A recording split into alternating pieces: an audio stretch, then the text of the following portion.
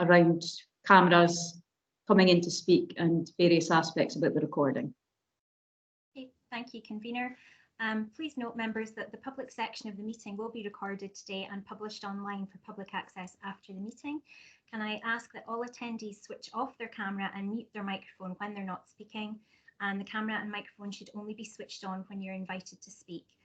Guidance on how to do that has been circulated previously to you. If members wish to speak, could they please notify their intention to do so in the chat channel? And I'll now just ask members to confirm their attendance so that it's clear in the recording of the meeting and can also be recorded for the minute. So, Convener? Present. Vice Convener? Present. Councillor Allard? Present. Councillor Copeland? Present. Councillor Duncan? Present. Councillor Lumsden? Present. Councillor Nicholl? Present. And Councillor Wheeler? Present. Thank you, Convener. I'll hand back across to you. Thanks. Yeah, what about me? Oh, sorry, Councillor Yule. Apologies. Sorry. Definitely present. Sorry. Yes. Thank you. Thanks. I don't think we'll ever miss you, Councillor Yule. You'll make sure that we've got you recorded. But thank you, Mrs. Dunsmuir. You say the tiniest things, Convener. Yeah. As I say, I make that 2 o'clock. We'll make a start. Firstly, can I welcome Councillor Allard? I think this is Councillor Allard's first meeting as a member of the commissioning committee. So welcome to him today. Just to let you know, members, there has been the removal of one item from the agenda, which is the Waste Management Systems business case, which appeared as part of item 10.1. It's been withdrawn to enable further work to be undertaken by the service. So just to let you know that that is no longer here for consideration. Okay, 1.1, we have no urgent business. We have 2.1, we have 3 items of exempt business, 10.1, 10.2 and 10.3. Can we agree to take those as exempt?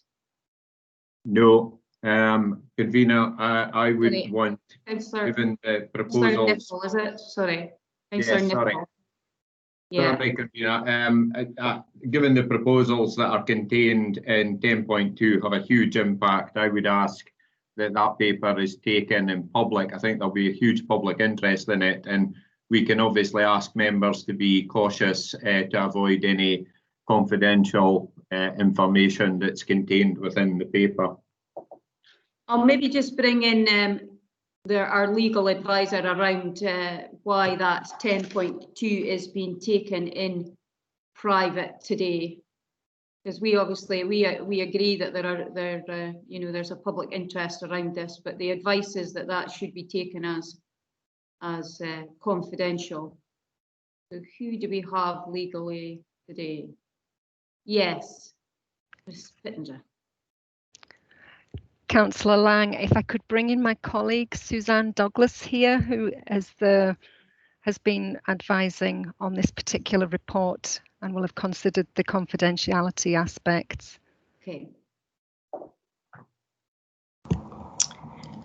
Hi, Convener. Yes, the confidentiality aspect is covered in relation to the financial and business affairs. In terms of exemption, I'll just pull up, just bear with me. I can't remember the exact number.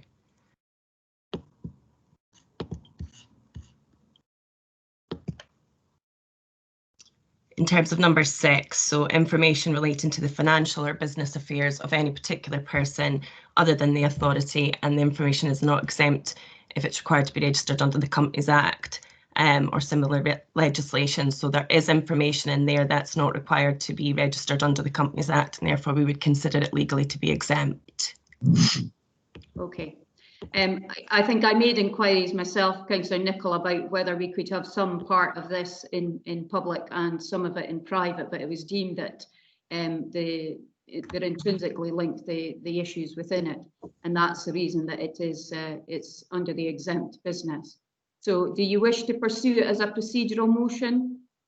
Yes, Convener, I'll move a procedural motion that we take this in public, and that obviously before we start into that paper, officers remind members of the need for care in their questioning in and around the confidential financial and business affairs. Yeah, that's fine. We're obviously not getting into any debate. Procedural motions, just a vote. Do you have a seconder? Councillor Ewell has indicated that he's seconding. I think he was first. Okay, Ms Dunsmuir, can we go to the procedural vote? Yes, thank you, convener. So the committee has before it a procedural motion in the name of Councillor Nicholl to move the item into the public section of the agenda. Could members please vote for or against the procedural motion? Convener? Against. Vice convener? Against. Councillor Allard? For. Councillor Copeland? For. Councillor Duncan? Against. Councillor Lumsden? Against. Councillor Nicholl? For. Councillor Wheeler? Against. And Councillor Ewell? For. That's 5 votes against the procedural motion, convener 4 for the procedural motion. So the item is to be taken in the exempt section of the agenda. Thank you, Mrs Dunsmuir. Okay, that takes us on to item 3.1, which is declarations of interest. Does anybody have a declaration to make? I'm not seeing any hands. I have a declaration in relation to item 9.1, the Christmas Village, because I am the council representative on the Aberdeen Inspired Board, and as a result of that, I will not take part in that part of the meeting. So it's just to declare that interest. Yes, Councillor Allard, you're indicating? Yes, I'm going to declare an interest because I'm listening to the papers, and I'm also on the board as a member of the board of the Aberdeen Performing Arts. So if any discussion come about Aberdeen Performing Arts, I need to declare an interest now, but I won't leave the room. Thank you. Okay. Any other declarations? Not seeing any. Okay, thank you. Right, that takes us on to item 5.1, which is the minute of the previous meeting here for approval. Any queries or on that? Are we happy to approve? Yeah, I'm not seeing any dissent to that. Thank you. Item 6.1, committee business planner. You'll see from the business planner, there's a couple of items. The collaboration with business has been delayed. You'll be aware that we had delayed this previously because there was due to be an event to take place with business, and we were waiting for the outcome of that. The COVID-19 situation has obviously impacted, but I think we have had a service update circulated in relation to the work that has been ongoing around this work stream. I think you'll see that there's been a lot of things going on behind the scenes through community planning and the links with business. And indeed, I'm pleased to say that we have now managed to get a date of the 1st of October for that virtual event. So that explains that item. And the Sport Aberdeen annual report, it is delayed until November, and it will be presented alongside the other ALIO annual reports. Councillor Ewell, do you want to come in on that? Thank you, convener. It was simply to ask, in terms of the reports that are presently scheduled for the 12th of November, is it likely that at least some of those may be delayed by if like a knock-on effect from other work having been delayed earlier? Mm-hmm. That makes sense. Yeah, I mean, I think it's at the moment it's always very challenging to know exactly what impacts you know, the current situation that we're dealing with around COVID-19 has on other work streams. I think when that's been produced by officers for the committee, that's the scheduled plan that we're on, but I'm sure we would get updates around that if other items are likely to be delayed further, but they reviewed the business planner prior to appearing before us today. May I come back? Yeah, thank you, convener. It was just to say, I'm sure others would agree, but I, for one, would be completely understanding if things are delayed. We are in exceptional times. I mean, there are only so many hours in the day, and our staff are working extremely hard, flat out as it is. Yeah, I think we all recognise that that people have been, very flexible over the last few months, and indeed, taking on roles that is not currently under their job description in order to make sure that we are continuing to deliver for the city. And that undoubtedly has an impact on some other work streams that they may be operating. And I'm sure that members will accept, as you've mentioned there, that if delays occur, then there are reasonable grounds for that, and we'll have to take that into account under the circumstances. Any other comments on that? We happy to approve the business planner? Okay, that's fine. We've no notices of motion, and we have, sorry, Councillor Allard, you're waving. If you, Yes, sure. It's all right. There's either the hand button that you can operate, or indeed in the chat box if you want to speak, if you can indicate through that. But yes, what would you? All right. I'll do it in the chat box next time. Okay. I just wanted to put my thanks to the officers for the incredible work they've done the last few months. I've got only one question, and it's more a question of information as a new member. On page 11, item 6, I note the instruction of the council budget in March this year to report back to this committee on future operational delivery models for Bonaco Care and Sport Aberdeen. I believe at Bonaco Care, we know that it's funded through the integration joint board. Has the IGB been made aware of this insertion of item 6 on our business planner? Yeah, we obviously have a report on the agenda today, which deals with that referral from, or that instruction from council. So during those deliberations, relevant parties have obviously been informed of that. But we have that report on. That's the one that we've just voted on around the procedural motion. Okay. Right. No other questions. Moving on. Referrals from council or committees, subcommittees. No referrals. So that now takes us to item 9.1, which is the Christmas Village 2019 evaluation. As I declared at the beginning, I have an interest in this paper, so I will hand over to my vice convener, Councillor John, who will take the chair. I will leave the meeting, and I have Councillor Malik, who will act as a substitute in my place. So I will leave the meeting now. Convener. As Councillor Lane said, we are on to item 9.1, which is a report on the Christmas Village of last year, 2019. Could I please first ask if we have any questions or sorry, this is going to be a bit hard to work out who's put their hand up first. I've got Ian Newell, Neil Copeland, and that's all I've got. So, Convener, sorry to interrupt. Could I just clarify that Councillor Malik is on the call just for the minute, if that's okay? Yeah, yes, Vice Convener, I'm here. Yeah. Thank you. Thanks. Yeah, sorry, yeah, Ian Newell, then Neil Copeland, and then Alex Nichol with questions for.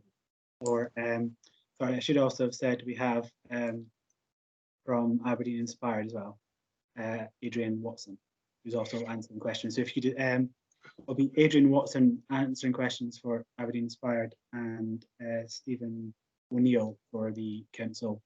So if you please make sure you let them know which person you're asking questions of. Ian Newell. Thank you, Convener. A question, I suppose, for Mr. Watson, but perhaps Mr. O'Neill might like to comment as well. Mr. Watson may recall that when we looked at last year's, the 2018 evaluation report, there was some dubiety expressed about the attendance figures, and at the time, which seemed surprisingly high. And I asked him a question along the lines of, notwithstanding that the figures might be a little bit high or otherwise, that if, as long as the same methodology was used in future years, we would be able to see attendance trends, even if the absolute numbers were questionable. And Mr. Watson replied, yes, that was the case, and that would be useful information. I wondered on that basis why the decision was made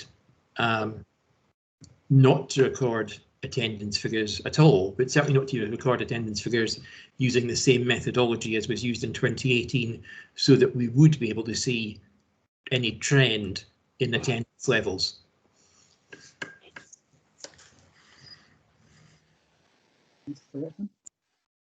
Yeah. Am I on now? Yes. Can you hear me okay, Councillor Yule?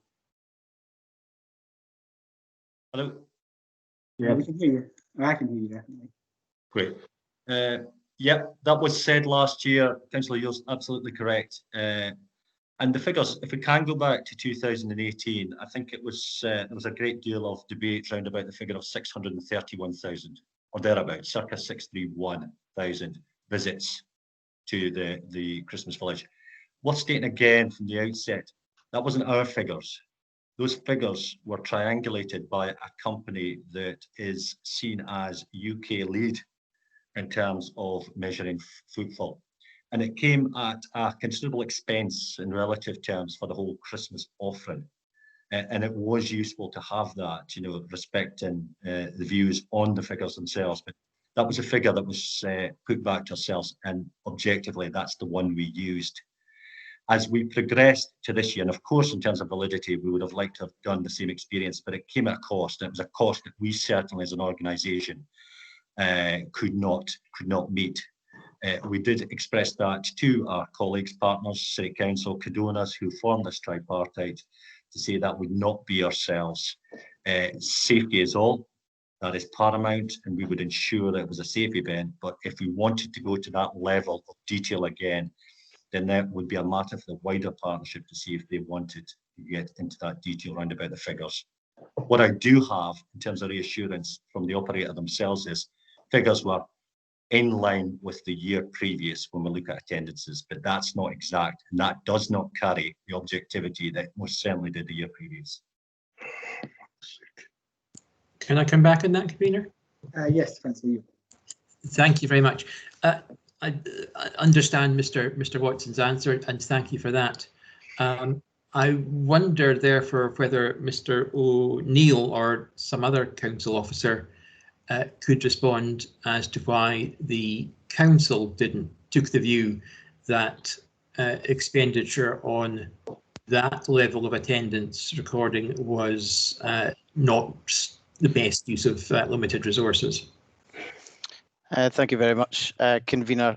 The decision as to whether to collate the attendance figures and how best to do it lay with Aberdeen Inspired, and unfortunately the City Events team's budget only had the fee to Aberdeen Inspired to deliver the event, and we didn't have the resources within our budget nor the approval within our budget to pay for that ourselves. May I ask another question, convener? Of course. Thank you, convener. Yeah, on that basis, and I absolutely understand Mr. Neil's point about the finite budget of city events, was any consideration given by officers to seek additional funding for the purpose of carrying out that study into attendance levels, given the significant level of interest by both members and the general public in the 2018 attendance figures? And if consideration was given to that, was that raised with any member at any point? Thank you, convener. No, it wasn't raised and it wasn't flagged as something that we would report back to request additional funds to support. Thank you very much, Mr. Neil, and thank you, convener. For the moment, that's my questions. Thank you both. Thank you, Councillor Yule. We have Councillor Copeland. Are you able to, just as a point of order, or just as a point, it's been noted that questions are first to go to external members of the committee and then to council officers. So if you have any questions for Adrian Watson first, and we can go forward to Stephen O'Neill once those questions are answered. Councillor Copeland. Yes, thanks, Convener. This is for Mr. Watson. If he makes regarding the survey results, if I can. Can you hear me, Adrian? I can, Councillor. Sorry, it's just me fiddling with the buttons. All right. It's just a number of questions I've got for you regarding the survey published. you've said there's 135 responses went out to your survey. What area would these respondees be? Are they shopkeepers in the bid members, or are they sort of Castlegate, Upper Kirkgate, or Rinnabout? What is the area for the respondees? That's a good question, Councillor. But it was basically that. It was the surrounding area to where we had the Christmas Village, which is obviously Broad Street, and the market being in the Quad.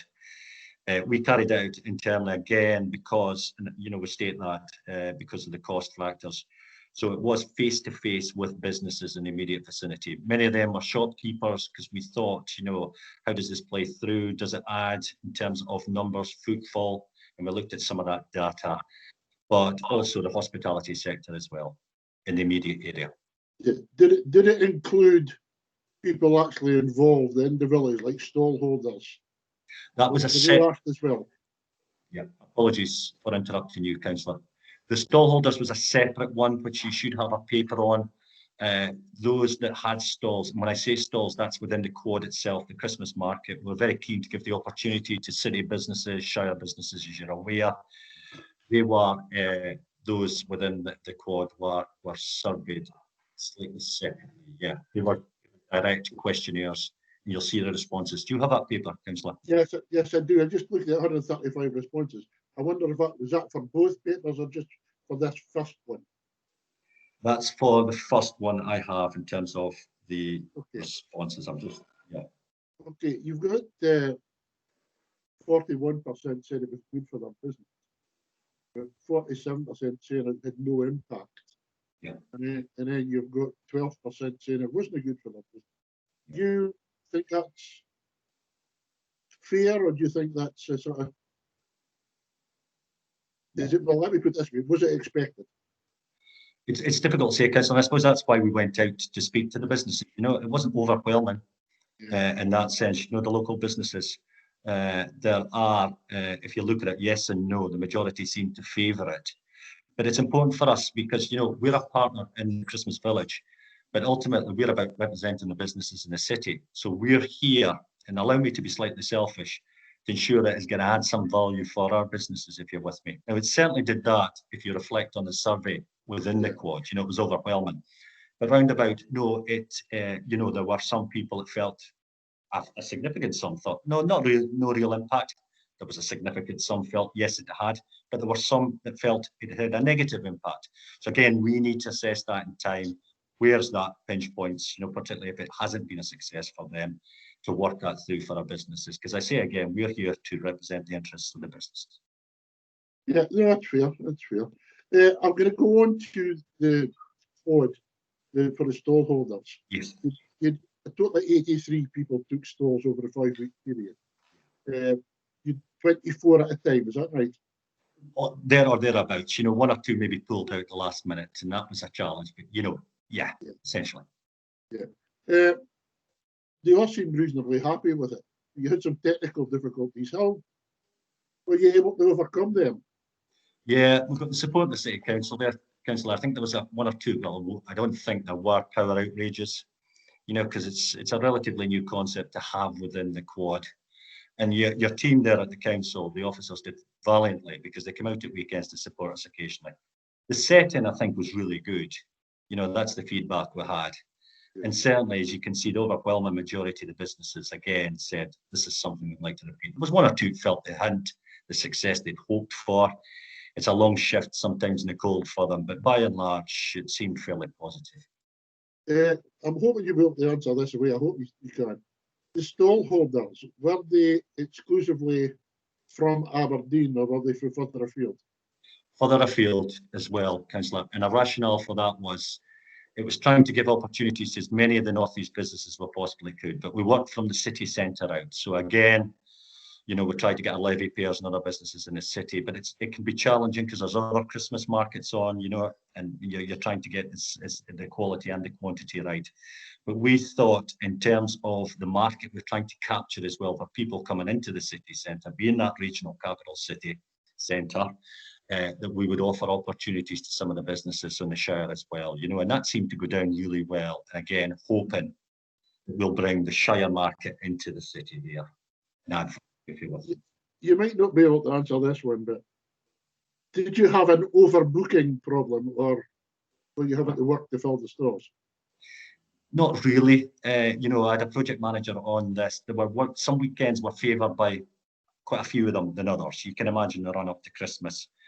But it was a challenge sometimes getting the businesses, you know, because some of them are quite small. They've got other commitments, or, you know, they might not have that resilience. So it's continually trying to manage it so that we have the number and all stalls are being used that weekend. Because it is a shame, because there were one or two that perhaps wanted to do all the weekends, but they couldn't. And then you find somebody hasn't necessarily turned up. Okay, with me, but we had quite a good success rate in that regard. But these are the little challenges week in, week out when you're running a market, if you will. Well, listen, thanks for that, Mr. Wilson. I'll stop there because there's other people want to ask you questions. Thank you, Councillor. Thanks, Councillor. Thank you, Councillor Copeland. I just have Councillor Nicholl to ask questions. Thank you very much. Mr. Watson, I'd like to go back a little bit, first of all, to the numbers. I've got sort of three areas I'd like to go over and go back to the numbers. I've looked at the Cadona figures, which were really, really helpful, and I would thank Mr. Cadona for providing those numbers, because on a confidential basis, they really are very helpful. And obviously, thanks to your team for sending in the stuff that was appended to the report.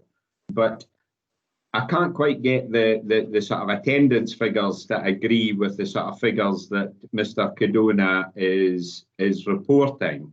And with that in mind, it's maybe me that's not understanding things, but how are these attendance figures generally calculated? Can you explain that to me? Because that will maybe explain why there's this apparent disparity. Yeah. Sure, Councillor. Are you talking about the year previous, you know, when we presented those figures in terms of footfall through Springboard data?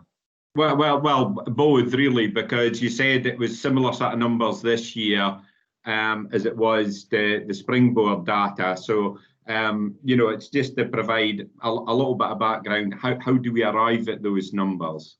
Yeah, again, and please don't think I'm shirking from that question. That would probably one for Cadona's as they break down the detail which you have, you know, in terms of what they have accrued with their offering on Broad Street. But, you know, if we look more generally as an organisation, because that's for them on the ground, we can certainly report that the weather wasn't all it was this year than last year. And there are other variables attached, but we don't go into the detail of each and every ride and how we do it. We have a contract with City Council, with the operator, which is Cadona's, and ourselves.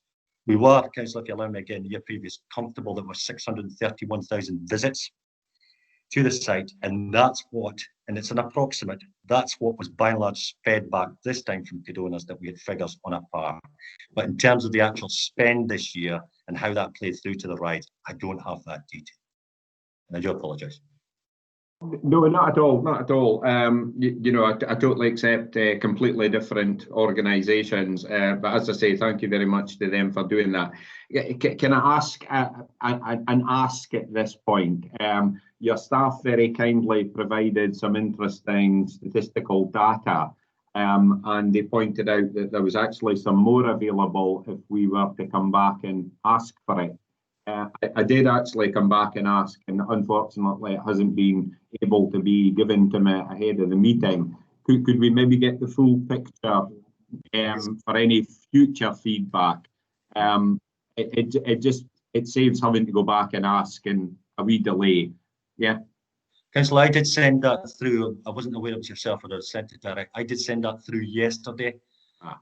For talking about one and the same thing. It's the qualitative information on the back of the market within the quad, which gives you just about every comment, lots and all, from all the stallholders. Yeah, I think sometimes it's very handy to see that kind of detail. Moving on anyway, it kind of takes me to this coming year. Obviously, we're, you know, in COVID times. They're very difficult times. You know, we have to start planning and looking at the feedback, certainly as far as the Marshall stuff, very, very positive, I would have said, you know, in terms of what people have said about it. Can can you share any thoughts at this point, looking forward as to where Aberdeen Inspired see us going this coming year? Councillor Nicholl, can I just stop there? Just to say this report that's come to the committee is about the performance for last year. I don't think it's quite right to ask for speculation about future years at this point in time. It's not really what this report is about in front of us. And it would be speculation because we don't have, you know, at the moment there isn't not a plan for this future years. Well, I quite agree, convener, but obviously, you know, Aberdeen City Council and Aberdeen Inspired have both got quite a lot invested in this, both in terms of time, money and resources. It would be quite interesting, I'm sure, for most people to know where we are in terms of what our general thoughts are. You know, I totally accept we might not be able to deliver them for all sorts of reasons, but I would have thought it was helpful to know, you know, are we picking out the good bits for coming years and are we losing bits that have been less successful? That's called lesson learning. And I'm sure Mr. Watson is old enough and able enough to deal with that. I see him smiling there. So, you know, I think he is quite comfortable to say, you know, I could rephrase it as what are the lessons learned in terms of where we're going and where we're not going. But I think we could actually just cut to the chase and say what do we see as kind of being the options in coming years. Again, well, can maybe like Mr. Watson comment on that and that you say in generalities of what we've learned from the past and how that can be applied to the future. Completely, convener. I'm honestly not trying to be difficult. I'm trying to garner what we think is the successes here, and you know, there's obviously things that, you know, don't work quite as well as other things, and we may not want to maybe go down some of those lines, you know, and that's fine. I'm just trying to get a flavour. Thank you. Thank you. Do you want me to come back in to answer, Councillor Nicholl? Yes, yeah. If I may. Councillor Nicholl, I absolutely agree. I think, you know, you see the report, you can see where the strengths are, where we might want to build on. We're no further down that road yet for all the challenges that are well documented that we're experiencing at the moment. But, you know, that's something we will want to do, is take the lessons learned and build on the successes for the good of the city. So I'm with you there. Thank you very much. I've got no further questions, convener, and thank you very much for allowing my question. Thank you. Thank you, Councillor. Do you have any further questions? No. Okay. Therefore, as an administration, we do have. Oh, we have Councillor Allard. Sorry, Councillor Allard. Do you have a question for? Yeah, thanks very much, Convener. I did put it on the chat, but I had a few questions. If I okay, no worries. All right, on you go. Thank you. Good afternoon, Mr. Watson, and thanks very much for the report. That is very much appreciated. Like Councillor Nicholl, I did ask for a full survey result, including all the qualitative comments, which we were told on page 22 were available in request. So I think it's the one you talked about. You said you already sent. I have sent it across to the council. Maybe Mr. O'Neill has a copy of that, but it's certainly been sent across. Qualitative comments. Mr. O'Neill, do you have a copy of the qualitative information? Thank you very much, convener. I've not distributed it because I've not seen it land in my email, so it's maybe been lost in translation. So Adrian, if you wouldn't mind maybe just resending and I'll distribute this afternoon, that would be great. Absolutely. Cheers. Thank you. Thank you very much, Mr. O'Neill. For lost in translation is something I'm very much used to. Yes, I'm saying what I've seen, the little what I've seen. I was a bit curious about the lack of negative comments. You know, I love positive comments and it's very encouraging, but I would like a little bit more balance to have, and you know, the charts are telling us there are some negative views, so it would have been good to maybe having a balance on the comments. I've got a few questions about the amount, because you know, it's new to me and I really want to know more, Mr. Watson. Do business, you've seen on page 20 and 22, do business pay the same amount how close the weekend is to Christmas? And regarding the power supply, the primary power supply, you didn't say if you credited any of the businesses. And on that power supply outage problem, I read that you hope that the problem will be resolved. I'm not understanding the word hope in that report. Could you clarify what you mean by hope? In terms of the power supply through the event itself within the Quad, yeah? Yes, please. Yeah. Yeah, it was a challenge. It was identified very early on in proceedings. It was one that got a reactive response from Aberdeen City Council and very good on the ground. But I think if we talk about learning that Councillor Nicholl spoke about, it's something that would have been keen, to get upstream with, respecting that you don't have markets within a Quad every week. But to have the processes in place that would allow us to have the confidence that we have an energy supply to the market so that we don't have those outages, if you're asking me. Thank you very much, Chair. Very, very much appreciated. I've got the same kind of question on page 21. Again, it would have been helpful to have some negative comments, but particularly in the issue that you said was addressed in 2019, but then it says it's an ongoing issue. So I'm a bit concerned about, is it an ongoing issue or is it an issue which have been addressed for future events? Which issue was that again? I do apologise, Councillor. I missed the first part. That's on page 21, regarding the awareness and visibility of the stall in the area. Yeah. I think that's a good question as well, Councillor. It's one of those that gave us that challenge. You could always have better marketing, advertising. We had the operation outside in Broad Street, but what we were trying to do, because it was still relatively new, was draw people into the Quad by signage, etc. Feedback was the year previous and last year to an extent. Again, this is the objectivity and the fairness and balance. It was still a challenge for folk. Despite putting it out in all social networks through partners, etc., and you think you've just about cracked it, Councillor, but we didn't quite get there with all, because we're still getting that feedback, and you'll always get it. You can always market things better, but I think there's still some work to do there, Councillor, in fairness as well. Thank you very much. If I may, a last question, that's on page 22. I would, again, welcome some information to understand better the process. Did stallholders say why they would want to book in multiple weekends? Did you receive any comments relating to the popularity of some weekends compared to others? And how do you decide who is getting the perceived more successful weekends? Yeah, I think you could write a book on that, Councillor. If you ask me, it was a difficult one at times. Yeah, there were weekends, as you can imagine, were more popular than others. And it came down often to the resilience of the stallholders. There were some who would want to go for the full block.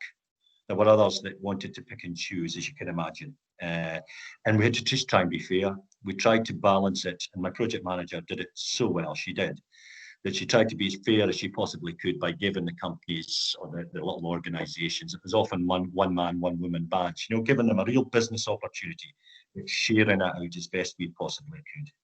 So it was so important then that the stalls were filled and we weren't let down at the 11th hour. Sometimes that happens. But we had to continually go back to them to ensure that they were getting a fair amount of opportunity, but that they would be there on time as well and serving the Great North East Public. Thank you very much for that. Convener, we might want to know about these details, maybe not put them in the public domain, because I know there is some commercial confidentiality, but it might be helping us to understand better how the process is working, how well it is working. Yeah, and Councillor, there was some sensitivity about some of the comment, but it's unfortunate, and I'll say it's my end, the technical aspect, but there's lots of comments from stallholders. They're going right into the detail that would either reassure or probably spring another question. But there's nothing there, having gone through it, that you probably haven't covered already, and the other councillors. It is about the marketing of the place. It was about the power. the conditions of the place. But by and large, very positive, because these stall holders were getting an opportunity. Now, last year we charged £100, and that was the bare minimum just to cover the cost we had to. The year previous, it was for nothing. So you could see there was a real desire to get involved in this for such a captive audience, if you will. So by and large, positive. But I have absolutely no issue at all with sharing all these comments. And the detail is there. So I'll make sure that comes across, and I do apologise. Thank you very much, Mr. Watson. Thank you, Councillor. Thank you, Mr. Watson. We have Ian Newell and then Douglas Lumsden with further questions. Councillor Newell. Thank you, convener. You said earlier that this part of the discussion was questions to Mr. Watson, and my apologies for slipping in a question to Mr. O'Neill earlier. I have some questions for officers. When would be the appropriate time to ask those? I presume it would be before you move something, if you are going to move something. Yeah, sorry, that was my mistake as well, Councillor. Mrs. Dunsmuir reminded me that it is questions to officers after questions to external people on the committee. Yeah, well, let me check. Councillor Lumsden, do you have a question for Mr. Watson, or do you have a question for Councillor Officer? Thanks, convener. It was actually a question for Mr. Watson. It probably won't take long. It was Mr. Watson. Thank you. It's just around the businesses in the immediate sort of vicinity of the Christmas market. I'm thinking Upper Kirkgate and the Marshall Square. On the whole, were they quite positive about the market, attracting people to the area, or did they see it more of a nuisance having that on their doorstep?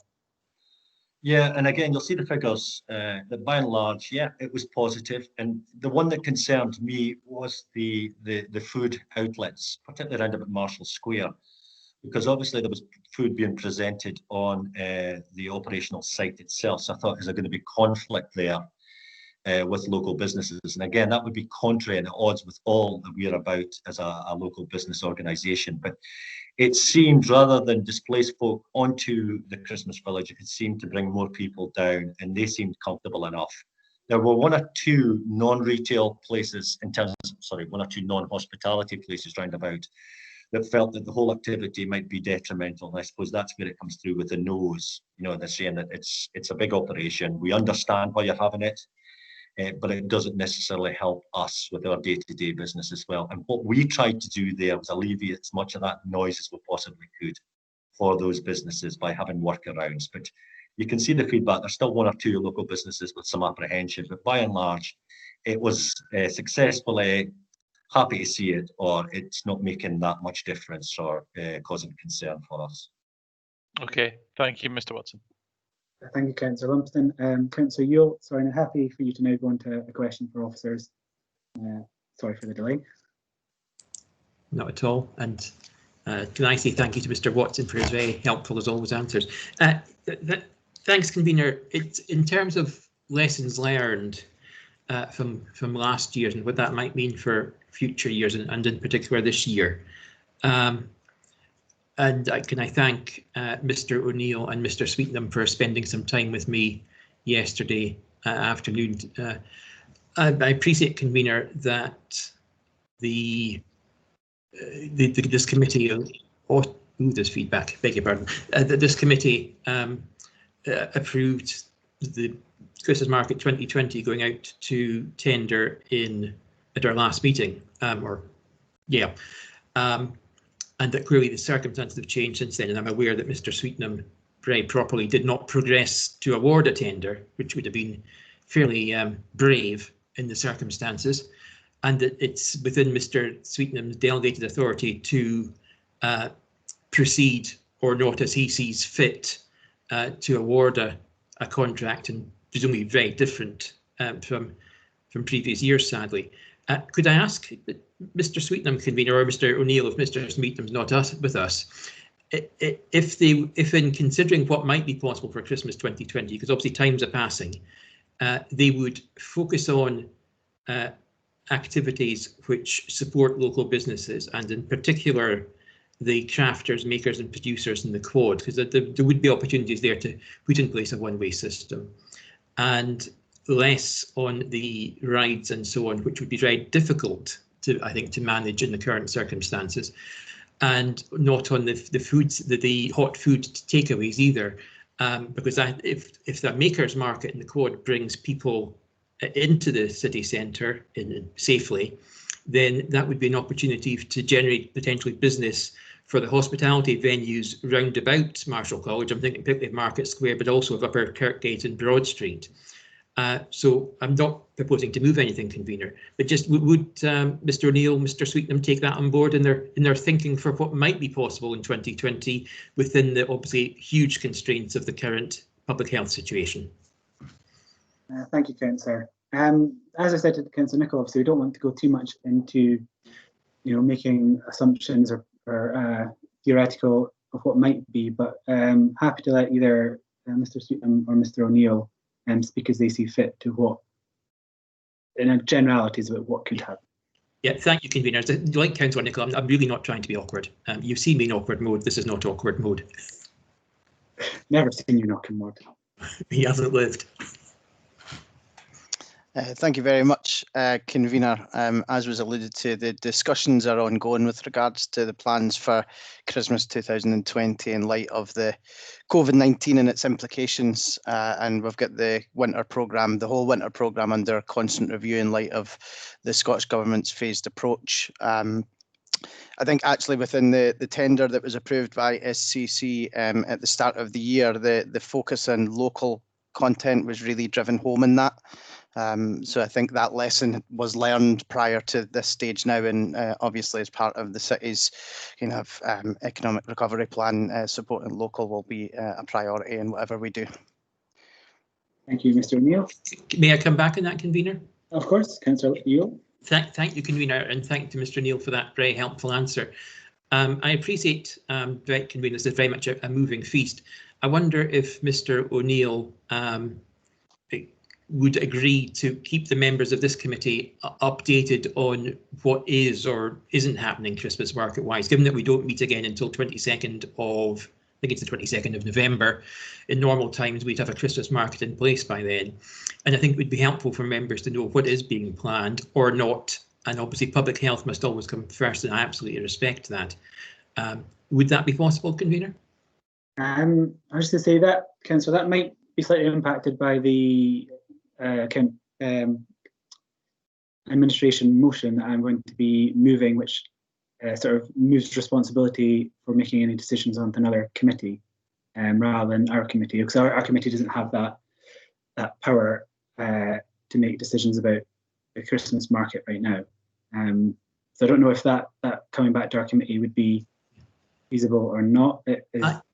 Well, thank you, convener. I am now slightly perplexed, which is not unusual, in that initially you were unhappy for us to ask questions about future plans, but you're now proposing to move something about future plans.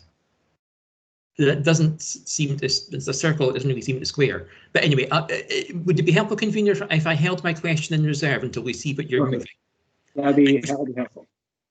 I'm delighted always to help you, convener. Thank you, Councillor. If we have no further questions, as the administration, we do have an amendment motion that we'll be moving and happy to share with everyone. I'll get that circulated just now, convener. Thank you. Thank you. Just give it a couple of minutes to have a look at that.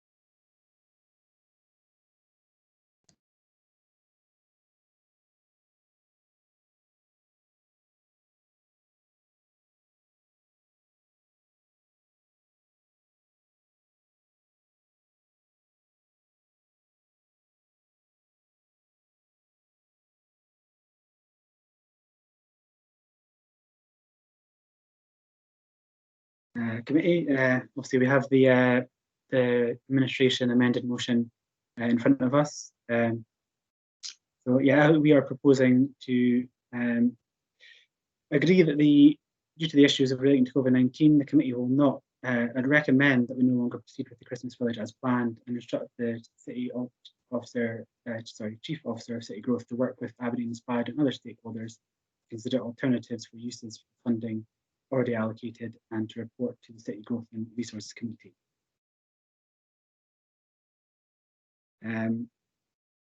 Is there any other thoughts on that motion? In approval or disapproval by our councillors? We'll go for Councillor Yule, since we just had you, then Councillor Lumsden, and then Councillor Nicholl. Councillor Yule. Thank you, convener. Could I ask if we could have a 5-minute adjournment just to look at the content of your motion, which I understand the drift of it. I would like to consult with colleagues. If that, which I obviously can't do by sneaking to the back of the committee room. Okay, well, I'll maybe just go through of the Councillor Lumsden and Councillor Nicholl, and then we can have sorry, convener. My was a legacy hand, so I've just. Oh, sorry.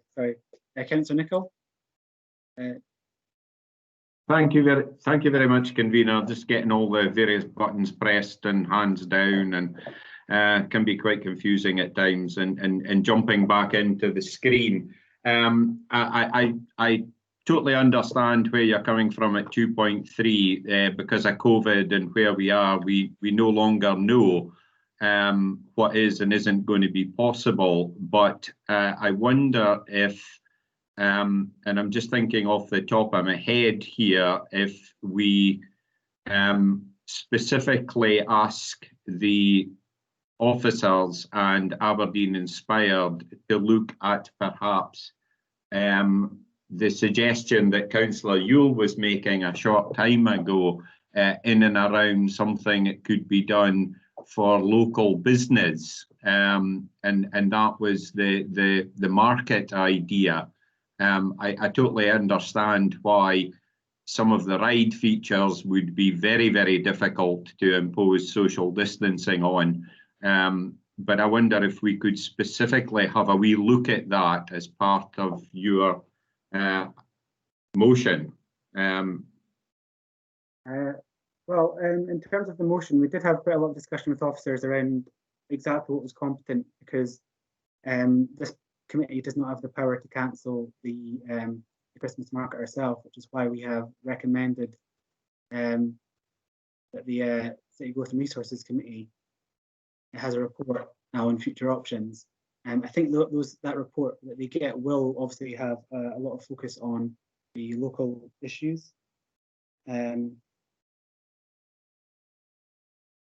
So we will be, I'm sure that report will have a lot of the focus on local issues. I'm not sure if we can specifically add that into our recommendation. I'm simply suggesting we ask officers to specifically cover it, because I think cross-party, we're all very, very conscious of the impact that there has been to local business and in particular to local small business. These have been very hard times. You know, some companies haven't been able to trade, and this would be perhaps a chance to give them a slightly better end of year return on their businesses. I think it was very successful. If officers come back and tell us, well, we can't do that either, I'm fine with that. But, you know, we are wanting as a council to kickstart the local economy, and small businesses account for the vast majority of businesses. So really, I think if we could ask them to specifically look at that with any other ideas that are coming up. I don't know. I see Councillor Lumsden's coming in. I don't know if Councillor Lumsden can add anything helpful on that at all. Sorry, convener, if I can just come in. I think that the recommendations you've put forward will enable officers to look at all aspects of getting people into the city centre, and that will include helping local traders as well. I don't think we need to be too specific about it, because I think that will come back to us as councillors, to the CG&R committee, and then we can take a decision at that point. I think to narrow it down wouldn't really serve any purpose and do anyone any good at this point. But I'm sure the officers will be very aware of the difficulties that local traders are having right now, and will bring forward suggestions to help those as much as possible. Thank you, Councillor Lumsden. I think, Councillor Nicholl, I'm in agreement with Councillor Lumsden that we don't want to be too specific, but at the same time, I completely and utterly agree that supporting local businesses will be key to what we do as a city. And I'm absolutely sure that council officers will keep that at the heart of their plans that we do bring forward to the City Growth and Resources Committee. Would that be enough to reassure you, or would you still have an issue with the motion as I wonder if we could just, I see that Councillor Yule's put his hand back up, but if we could also perhaps hear from Mr. Sweetnam, maybe his assurances will more than suffice, but I see Councillor Yule wants to speak, and I see there's other hands popping up. Thank you. Thank you, Councillor. We'll go for Councillor Yule, and then, as you say, maybe on to Mr. Sweetnam to see the officer. Councillor Yule. Thank you very much, convener. Again, slightly confused in that you said you didn't believe that this committee had the power to instruct officers to look at, in particular, but not exclusively, well, I'm calling that makers market, you can call it the craft fair, whatever you want to call it, the makers, producers and crafters stalls. But we are instructing the chief officer to do other things, so I can't see why we can't instruct him to do that. And I wonder if perhaps our legal advisor could confirm whether it would be competent to instruct him to, not exclusively, but draw a particular reference to our interest in that issue. I have other points to make, but just on that question from our legal staff, I'd be grateful for an answer, convener. Okay, thank you, Councillor. I'm sorry you're confused. I think we did have some issues trying to make sure the motion was competent, and we are satisfied the motion is competent now. Because, as I said, as a committee, we didn't have the power to cancel the city market, Christmas market. We had to move that, put that recommendation forward to the City Growth and Resources Committee. But I'm happy if an officer is able to come in and speak as to your question. You have. Good afternoon again. Thank you, convener. Councillor Yule, I think the issue is that the wording as proposed would include what you are suggesting, and that if Mr. Sweetnam is happy to assure you that he would be looking at that option as well. I'm just going back to the actual proposed wording.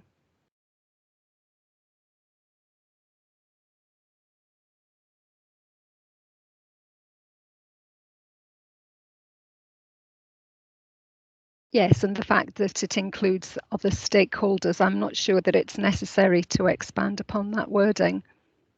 Thank you. Mr. Sweetnam, are you able to provide some assurance to Councillor Yule and to Councillor Nicholl about the report that will be brought to Growth and Resources and what it will be looking at? Thank you, convener. I think based on the instruction from the committee and in compiling a report for members of City Growth and Resources, I'll explore all the options and the pros and cons of that, while adhering, of course, to the continuously emanating guidance in terms of physical distancing and the Scottish Government's phased approach. Thank you, Mr. Sweetnam. Councillor Yule, did you have a further question? Thank you, convener. I think Mr. Sweetnam's reassurance goes a long way to reassuring me that he's not ruling that out, and I know that he wasn't ruling that out. Convener, I see no need for us to divide on this. We all want the same thing, which is to do the best for our city centre. And I know that we all want to do the same thing in terms of the best for particularly local small businesses, sometimes 1 or 2 person businesses who are makers and crafters and producers. So I'm satisfied with Mr. Sweetnam's assurance, and I would be delighted not to divide on this, convener. As would I. I'll maybe go back. Sorry, we have Councillor Copeland, actually. Councillor Copeland and Councillor Malik. No, it's okay. My question's been asked already. Thank you. Okay, thank you, Councillor. Councillor Malik. No, thanks, Convener. I think Councillor Yule said that he is going to agree. I was going to suggest that because you actually brought your amendment motion, so it should be either agreement or amendment. So question already been asked, but Councillor Yule actually he said that he is going to agree. That's fine. Thank you, Councillor Malik. On that basis, are we happy to agree the motion as it stands? Agreed. Agreed. Agreed. Fantastic. It's always good to be in agreement. Convener, I'll just invite Councillor Lane back into the meeting now, if that's okay. If you can just give me a moment to do that. Okay, and I have to leave then, yeah? Yes, thank you, Councillor Malik. Thank you very much. Have a nice afternoon, all of you then. Thanks, bye. Thank you, Councillor.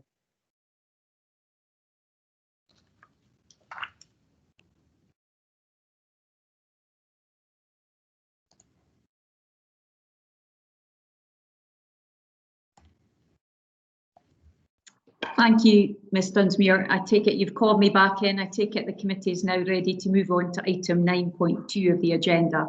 That's correct. Thanks, Convener. Thank you very much. Okay, as I say, 9.2 Strategic Commissioning Committee, the annual effectiveness report. Do we have any questions? Not seeing anybody indicate. Yes, Councillor Nicholl, I think your hand is up.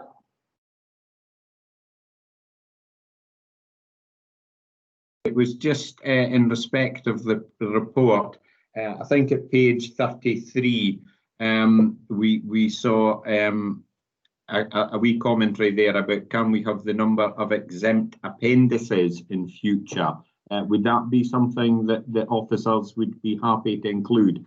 The report itself is obviously not necessarily exempt, but there can often be exempt appendices, and that's often where the meat of the report actually lies. I just wondered if that was something that was able to be taken on board. I think it can. The only thing that I would say to you is we obviously have work plans and business cases as a standing item on the committee. Mm-hmm. So as you know, they are taken as exempt business because of the confidentiality around that. So it's likely that, that's been reflected, but I'm sure that if you wanted to add an extra box, but we would need to qualify that by bearing in mind that they are always going to be taken as exempt. Yeah, I perfectly agree, Convener. It was just for clarity, because sometimes the appendices can be quite long, as we all know, and the report itself can be quite short, because the meat is really something contained in the appendix.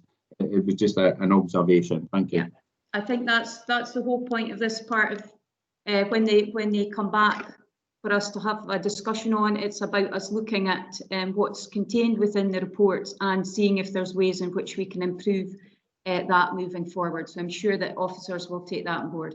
I've got Councillor Copeland is now indicating he would like to speak. Thank you, Convener. Just along the same point, I noticed we're recording the amount of attendees as observers. I mean, is that, are we actually noting who they are, or are we just counting heads? I think that's always been part of the effectiveness report. I believe that we do often get queries around that, but it is something that appears in all the reports that we have. I don't know whether any of the officers want to give any opinion on why that's included or not. I think it's Mr. Murchie that's the officer in question. Convener, on that part, I think maybe that would be for me to answer. Okay, yes, that was in the template that was agreed by council that would be recorded. So that's not anything new, but we just record the number of members present. I think it's just to show kind of the crossover and the interest between committees. That's why we also record the number of meetings the convener has with other conveners of other committees. Mm-hmm. That's right, that was a point. It was about how the business actually flows from one committee to another.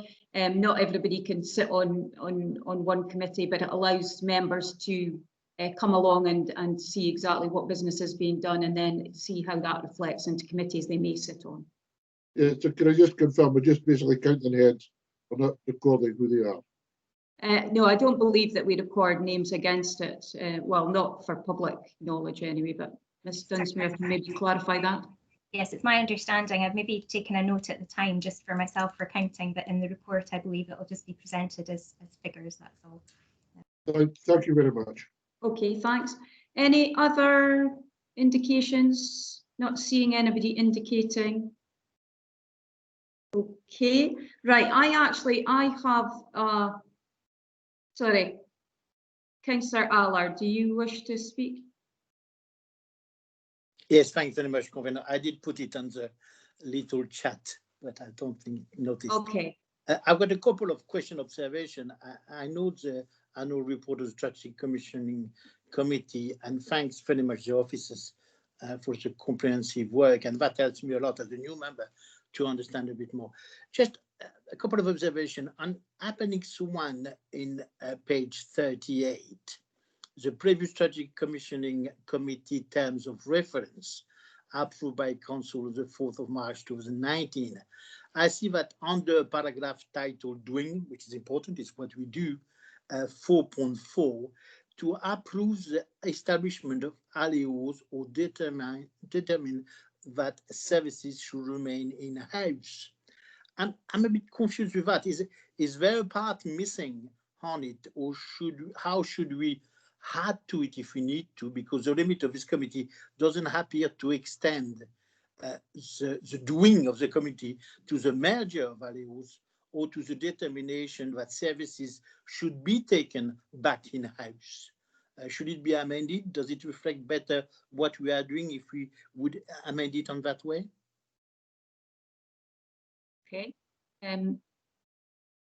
Ms Dunsmuir, is that one for yourself or is that one for Mr Murchie? I was just going to point out that the terms of reference are the ones from last year, because it's the committee data that's in the report is about last year's term of reference, so that they won't be the same ones that the committee currently has. I don't know if Mr Murchie has anything to add to that.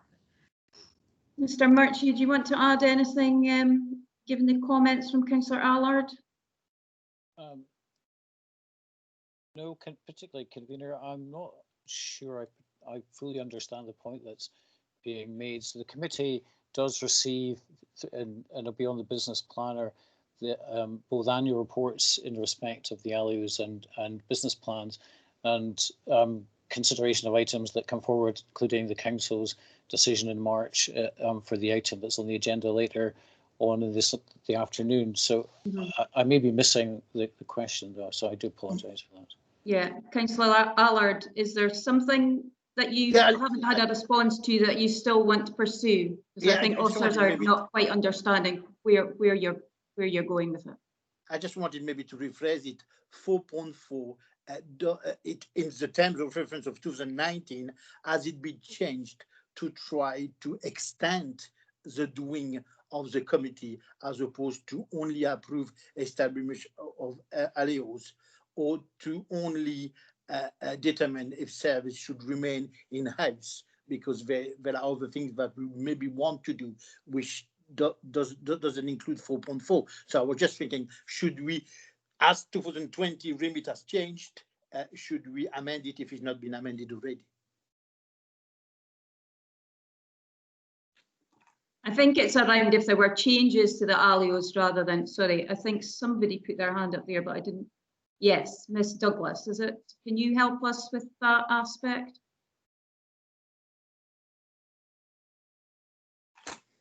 Miss Douglas, Sorry. I'm not sure. Oh, sorry. I think what we're asking is that the terms of reference be changed to increase the scope of this committee, but that's not something that we can do at the moment.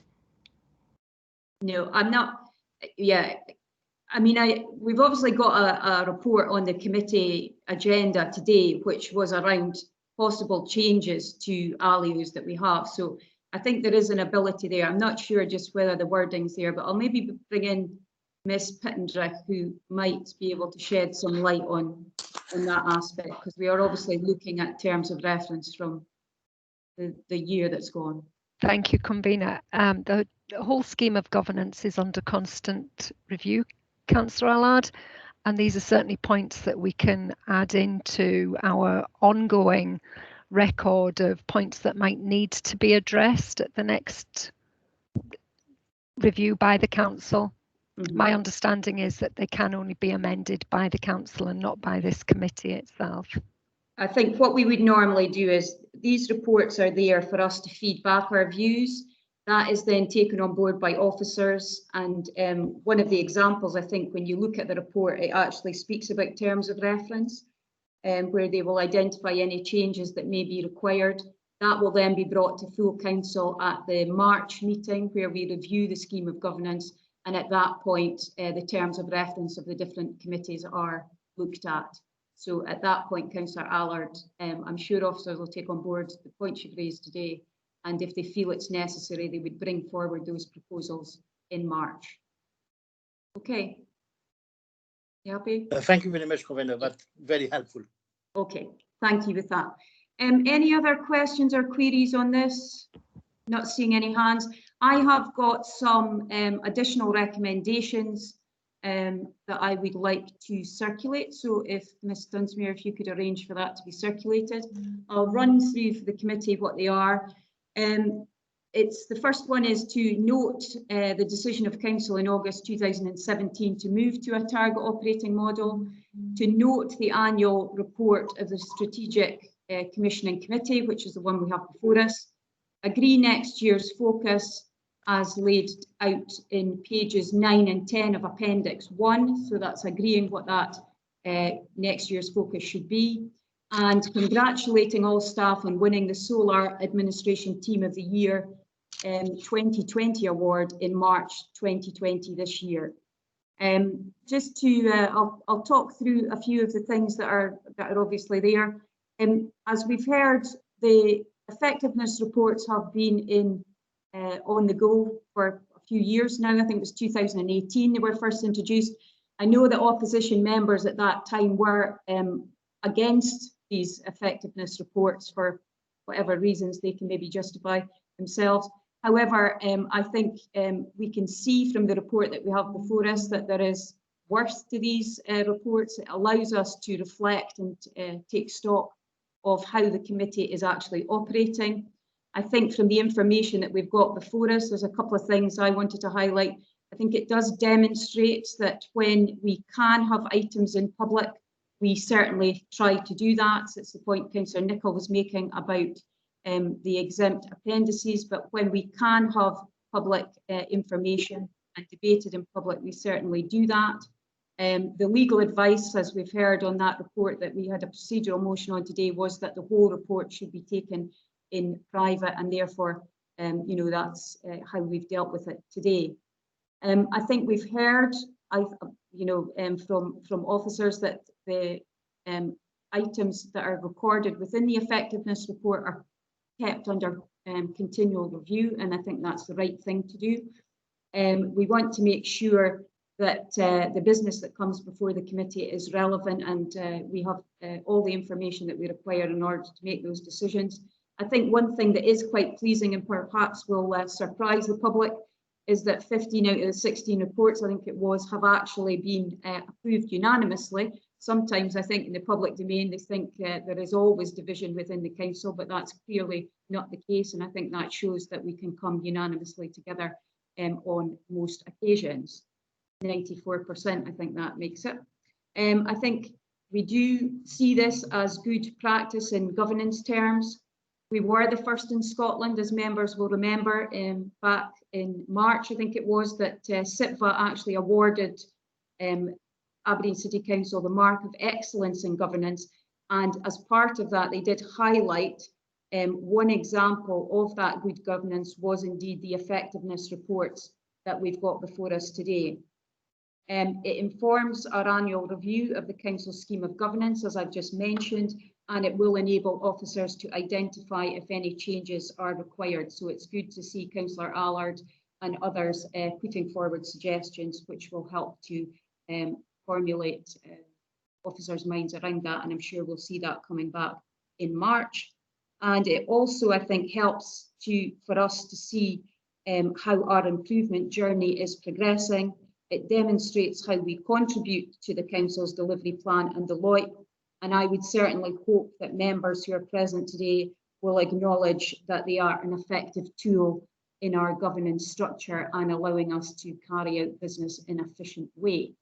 You'll see that I have actually also included the congratulations to our staff on winning that award, because it was no mean feat. They've put in a tremendous amount of effort around the new scheme of governance. The effectiveness report's just been one small part of that, but it's nice to see that being acknowledged by Solar in that way. So I would hope that members can support the amended recommendations as we've got before us. Is there any amendment to that, or can we agree? Not seeing any indication, so I'll take Convener, that. it's just to add our congratulations to the team for the Solar Award. I think that's quite important that it's coming from everybody on the committee. Thank you.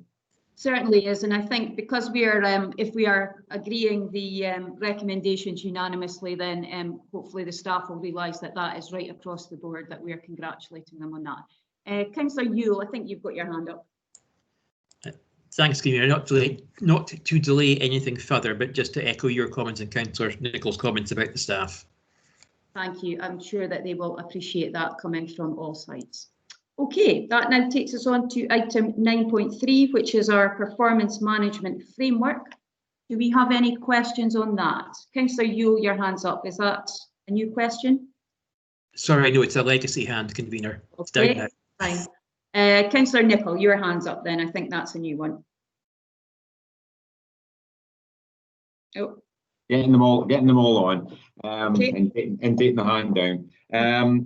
Thank you very much, Convener. It kind of is a question that would have also applied to the last report, but I saw it here. Item 6 at page 42, which is the management of risk. The report says there isn't any. I just wonder if, given the statements that then come in 7, should we not be putting low or very low, but we shouldn't be putting none? I wonder if the officers can comment, because at the very least, there's possibly an argument that if we don't manage the performance framework very well, then there's a risk of reputational damage to the council. I just wonder if that is the correct answer to suggest none. Yes.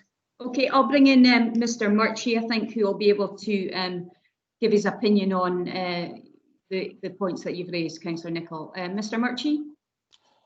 Yeah, I think that's probably a fair challenge, Convener and Councillor Nicholl, and it just gives me a bit of pause for writing those in the future, so I'll take that on board. Okay, thanks for that. Any other questions or queries on the report? No? Not seeing any. I'm proposing to move the recommendation as it appears on the report, page 41. Can we agree? Agreed. Yeah, okay, thank you.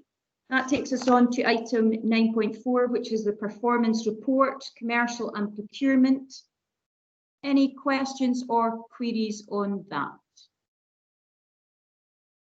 Not seeing any. Yes, Councillor Nicholl, I've got you indicating. Thank you, Convener. I'm trying to jump between live screens and the actual report. Never an easy task. It's never an easy task when we're doing it remotely. It always takes slightly longer. At page 73 of the appendix, I was wondering if we could have some comment of the Scottish national average. At page 73, it seems to be saying the target is 28.7, but further on in the report, it seems to be suggesting 25%. I wasn't just too sure which of the two figures was correct, but given that I had a red RAG rating, I just thought it's probably worthy of a little bit of clarity in and around that. Okay, thank you. I've got Mr. Murchie and Mr. Innes, who I think we're going to answer any questions on this report. Who would be best placed to answer Councillor Nicholl's query? It's Craig Innes here, Convener. I could. Thank you, Mr. Innes. Yeah, the national average is 25%, and our target that we're looking at is the 28.7%. I suppose that kind of takes us back to the kind of obvious question, Mr. Innes, and thank you for your answer. Are we setting the target a little bit too high here, or are you happy with what we are targeting, given that the average is 25 and we're in a red situation looking at the previous 3 results? Mr. Innes, do you think our targets are realistic? We're confident of making that 28.7% figure. One of the things that skews it slightly is we've had major infrastructure projects such as TECA, and the way that this data is collated, it's paying the prime contractor where their invoice processing point is, and whether or not that's in the city boundary. So that has worked against us a wee bit with the figures, but looking at the pipeline of activity that we've got coming through, we should be able to get to that figure that we've put in there as a target. Yeah, so it would be that you may have a main contractor who wasn't based in the city, but they may be using subcontractors who are, but the way that the collation of the data is set up, it may skew the figures if you have one project that has a contractor that sits out with the city, yes? Yes, that's correct, yeah. Councillor Nicholl, do you want to come back on that? No, thank you very much. I think the skewed figures is well explained with TECA. Thank you very much indeed for that. Thanks. Thank you. Any other questions or queries on this report? Not seeing any hands. I've just got Councillor Nicholl's hand is still up, but I'm presuming that that's just, there we go. Any other queries? No. Okay, I'm proposing to just move the recommendation as they appear in the report. Are we happy to agree? Yeah, not got any sent there. Agreed. Thank you. Agreed, yeah. Right, that now takes us on to 9.5, which is the Community Planning Aberdeen Annual Outcome Improvement Report. Do we have any questions or queries on this? I'll give people a little time. Councillor Nicholl, your hand is first. Right, then we'll run along the badges and get all the ones down.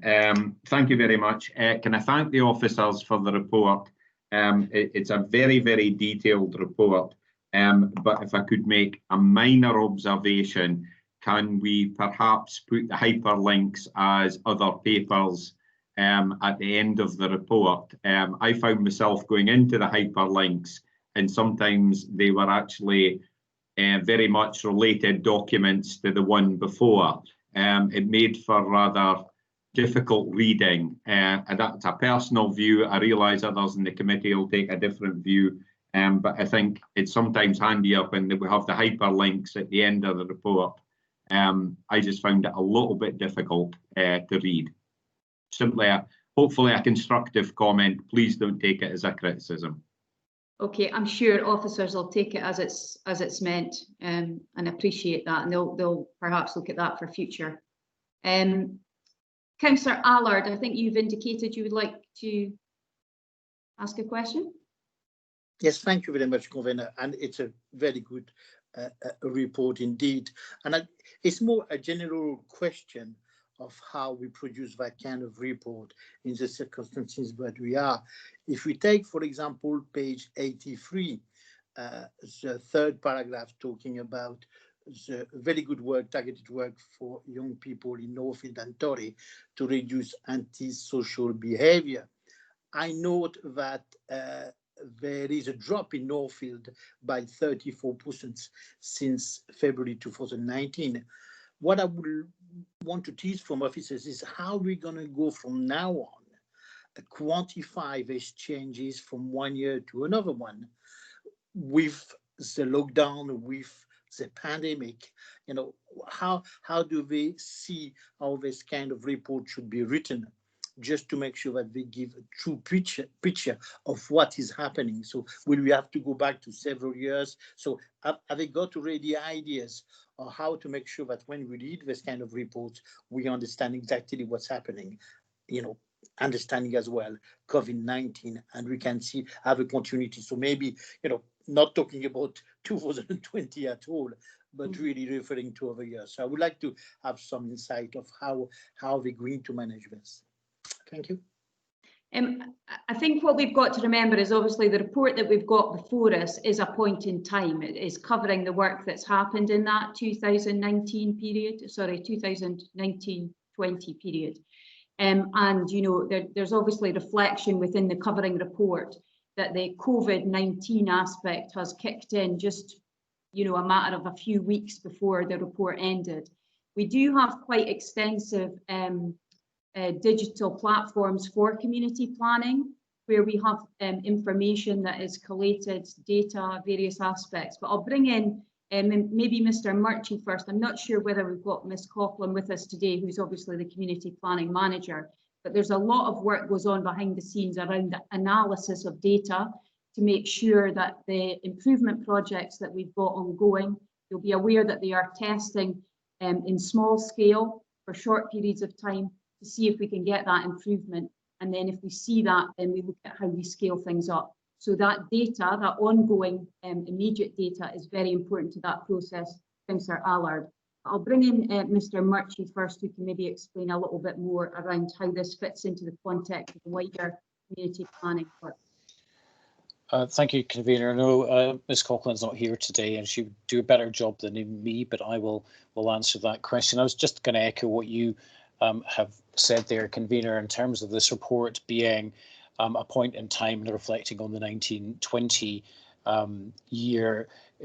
We felt it was important to bring this report to this committee, and I would say as well that the report has already been to the Community Planning Aberdeen Board, just to draw a line at that point in time of the progress that's been made over the last year with all the stretch outcomes and targets that we've got within the LOIP.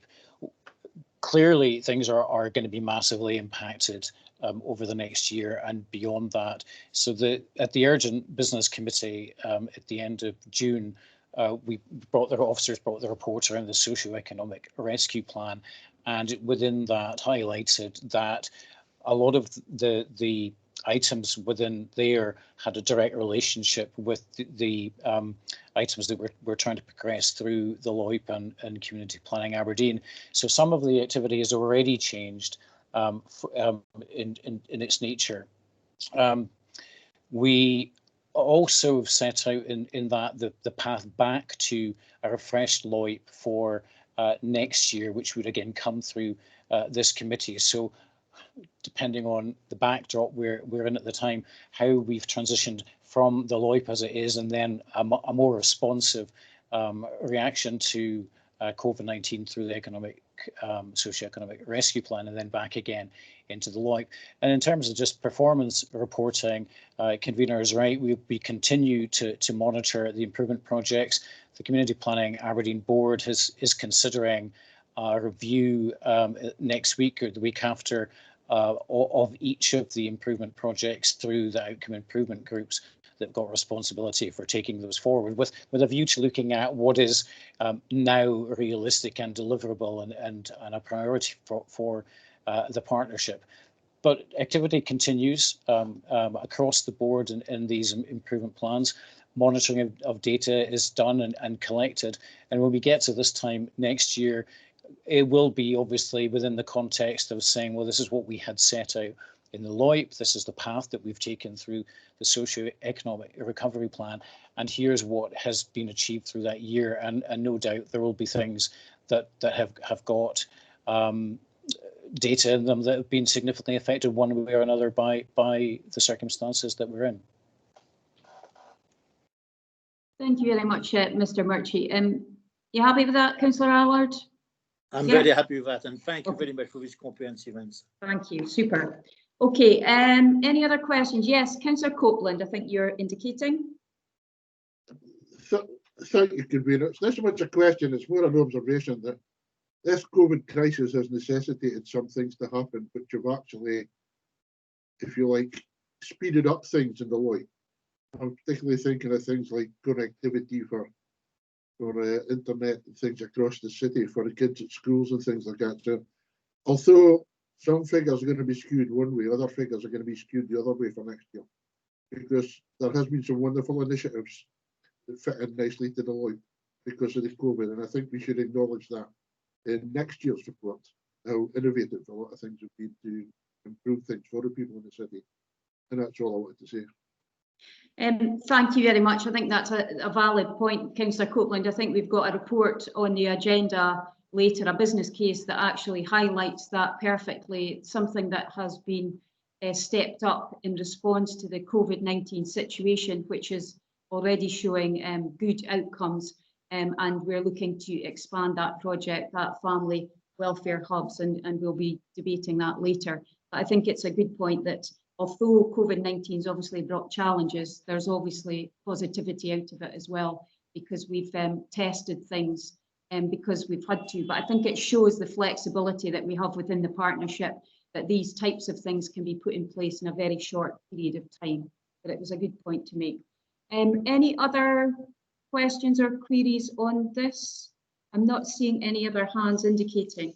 Okay, I'm actually planning, I have some amended recommendations that I hope Ms Dunsmuir can perhaps circulate now. I'll just tell you what they are. I'm hoping that we can get agreement given the comments and things that we've heard. It's to approve the annual outcome improvement report 1920 as a representation of the Council's contribution to partnership working in delivering the local outcome improvement plan 2016 to 26, which is what was in the officer report. It's to agree the partnership's ethos of cooperation, collaboration and relentless determination has yielded great results during 1920. I think we can see from the report that the maturity of the partnership is actually paying dividends on the ground and in our communities.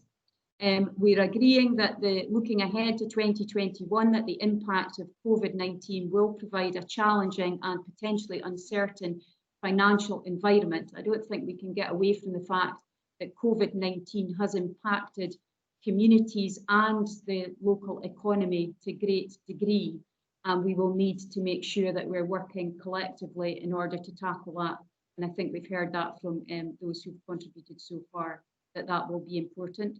And we're agreeing to give our sincere thanks to staff and volunteers across the partnership for the invaluable work they have undertaken in response to the COVID-19 emergency and for their ongoing contribution to the recovery process that lies ahead. I think, as I mentioned there, the flexibility that we have seen, not just from those employed within the partnership, but indeed from volunteers within our communities, has been quite outstanding in recent months. They really have stepped up to make sure that those most vulnerable in our society are protected and looked after at this very difficult and worrying time. What we want to try and do is to make sure that we build on that civic pride and involvement as we move forward, because I think it's important we not just recognise it, but try to make sure that we can keep some of these initiatives going that are obviously paying dividends. So I would hope that we can get everybody that's on the committee today to agree to that. As Mr Murchie alluded to in his opening remarks, or is I think in answer to Councillor Allard's question, the socio-economic rescue plan that was approved by Urgent Business Committee recently will be very important to the community planning partnership moving forward. That's why we've embedded it within the framework, and the improvement group that is supporting the delivery of that plan is within the improvement work groups that we currently have.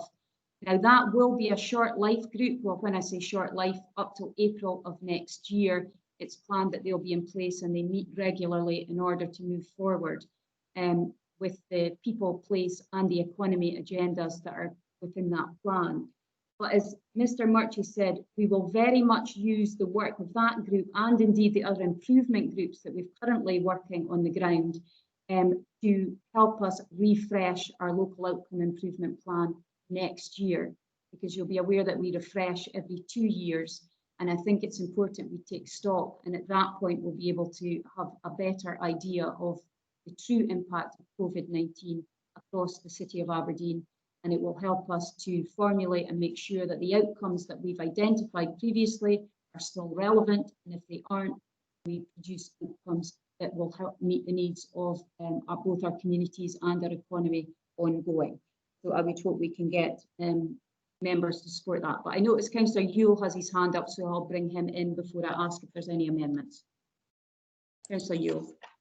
Thank you, Convener. I'm just going to say that I'm very happy to support what you've proposed and echo your words. Thank you very much. Any amendments to the recommendations, or can we agree? Not seeing anybody indicating, so I'll take it that's an agreement of committee. Thank you. Thank you. That now takes us on to item 9.6, which is the British Art Show.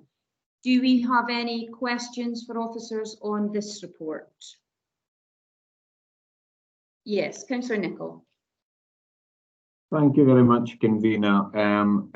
Obviously for Mr. Sweetnam, I think we have managed to have some discussions in and around this report, and I would thank him very much for giving up his time. I wonder if you could just provide me with some commentary in the paragraph 3.6 at page 116, where we are hoping, obviously, to have something in the order of 80,000 people. 80,000 people attend the exhibition over a 13-week period. Could we have some commentary about that, please? Mm-hmm. Yeah, I mean, I think we obviously had there, we're basing it on what audiences were previously, and you'll be aware from the papers that we've got figures for that when the events have been held elsewhere. The COVID situation, as we all know, impacts on the gathering of large numbers of people together. But I'll maybe bring in, I think, I'm not sure if Mr. Sweetnam wants to comment, but I think I've got down that Ms. Grant may well want to speak to this report, but I'm not sure which one would like to take this question. Hello, Yes. Yes. Convener, if I can be helpful, if Ms. Grant wants to take us through the report first, that will maybe save some questions. Okay, would you like to get, or would you prefer just to take the questions, Ms. Grant? Which would you prefer to do? Gosh. What's usual protocol? I think we can take the questions, Ms. Grant. Yeah. Okay. Well, maybe do it that way, and it's easier so that we deal with it. Can you deal with the first one around the numbers that we are estimating may attend the event, particularly given the current situation? I realise that it's not till next year that the event will visit Aberdeen, but have we given some thought around that and how it may impact on the numbers that we might be able to accommodate?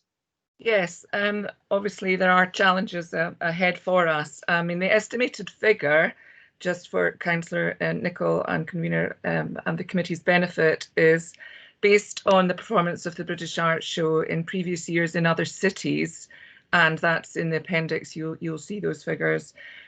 We've also considered actual visits to the gallery since reopening, which have been incredibly impressive. Between the months of November and March, prior to having to close, we had 149,000 visits, and we do assume that there'll be a positive proportion of visits will convert to visiting this show, and it is a free exhibition. As an attraction in its own right, this will generate new visits as well. We do feel we'll be able to develop an audience. But obviously, as I said, there are challenges, and we've got to adhere to Scottish Government guidelines and health and safety and physical distancing within the gallery, which opened for the first time today. So although we don't have a clear position of what next summer will look like, the financing of the show is not actually dependent on visitor figures, although we recognise that it's an incredible opportunity for us to build on figures and audiences. I think we have restricted access at the gallery at the moment, and we're looking at reduced hours at the moment and reduced days. But even at the moment, we can accommodate 1,000 people a day, which, if we do have to hold that format until next summer, would still see us approach 65,000 visitors. So I don't think that the 80,000 itself is really being overambitious. Okay. Depending on coming out of COVID, also I think there's an opportunity for us to come back to running events and activities, which we're not able to do at the moment, and we won't be able to do till at least 2021. So there is hope that that would further bring different kinds of audiences in for the show. Okay, thank you very much for that. I'm conscious that I've now got a number of hands. Councillor Allard, Yule, Lumsden and Copeland have all indicated, but Councillor Nicholl did indicate that he had some further questions, so I will take him in first and then I'll come to you in turn, but I haven't forgotten about any of you. So Councillor Nicholl, you want to carry on? Thank you very much, convener, and I've remembered to take my hand down this time, so we're getting there. Thank you very much for that answer. It was very, very helpful. Obviously, we have the question of the £100,000 that we're being asked to finance today, or to green light today. I wonder if you could tell me anything about any other funding streams we may be able to access in order to take that figure down to the in terms of a cost to the council at this time. And if there are any other streams, how confident are we that we would be able to access them? I wonder if we could have just a little bit of background on that. Yeah, certainly, Councillor Nicholl, I'm happy to come in on that. The money for the event is coming from our city growth budget, museums and galleries, but in addition to that, we have £34,000, which we've secured from the National Lottery Heritage Fund as part of the redevelopment of the art gallery. We're also applying for £50,000 from Creative Scotland. And of course, while this is not a given, we've been encouraged to apply for this amount, which is very positive. Creative Scotland have also supported the British Art Show in previous years when it's come to both Edinburgh and Glasgow. It's been recommended to us that we submit an application to Creative Scotland in September, which we're actively doing. Okay, thank you for that. Thank you very much. Can I just come back with a supplementary to that? And just for clarity, please, is the 34 and the 50, assuming we are totally successful in securing that, that's £84,000, that would be money that the council wouldn't then have to be putting forward. We would then be making a contribution of something £15,000–16,000, something like that, to bring this show to Aberdeen. I realise we may wish to spend money on other related projects, because Mr. Sweetnam did make that clear in the report, but that's not on top of the £100,000. If we could just clarify that, please. Yeah. That's accurate, yes. Yeah, fine. Thank you. Okay, that you? Right, the first I have on my list is Councillor Allard. I think you indicated. Thank you, Convener.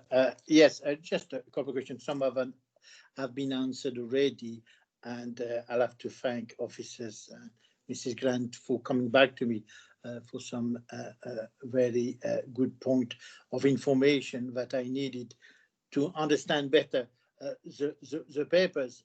If I go on the page, it's 3.6 on page 116, again talking about the audience.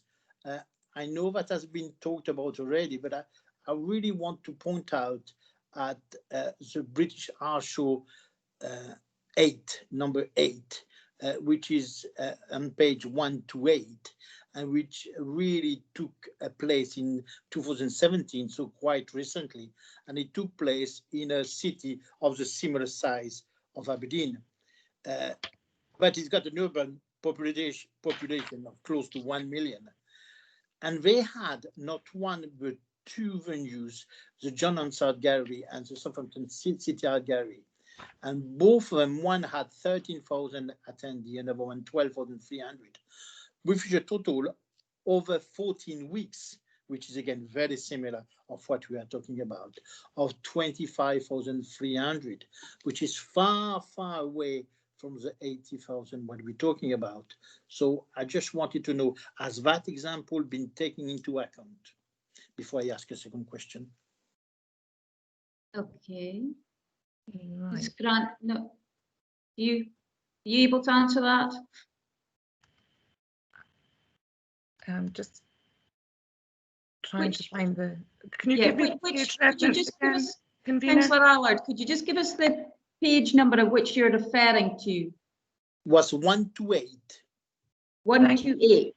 Southampton British Art Show 8 in 2017.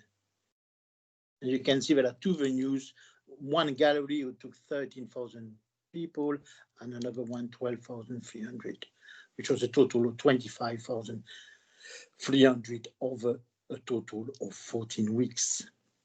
So is your point, are you asking officers if the figures are realistic about the numbers that they estimate we'll get? Is that what you're asking? Bearing in mind the size of the population and the gallery space that we have. Is that the question? Absolutely, because Southampton is one of the most recent. Yeah. In 2017, there were no pandemic, so it's very similar. Okay. I suppose the issue would be, I think Mrs. Grant has mentioned how many we can accommodate within the gallery, 1,000 a day. Over that period, you would get 65,000. But I suppose your question maybe is, do we have the population, or would we be able to attract the level of visitors in that would get more than that? Is that the question? Yeah. Maybe that, Mr. Sweetnam, then perhaps from an economic development point of view, I mean, we obviously have the city and shire and the radius around that. We would be the only Scottish city that would have this, I think, as part of the proposals. And that would obviously be a pool, but we would need to think about the COVID-19 situation as well. But Mr. Sweetnam, can you maybe shed some light about how we would advertise that and try to attract visitors to come and see as well as the local population? Certainly, convener, and thank you. I would make 2 points, Councillor Allard. The first is that in estimating the numbers at 80,000, notwithstanding Ms. Grant's point about COVID-19, we looked at the Scottish market, and when the show was in Edinburgh, it reached a total of around 90,000 visits across venues.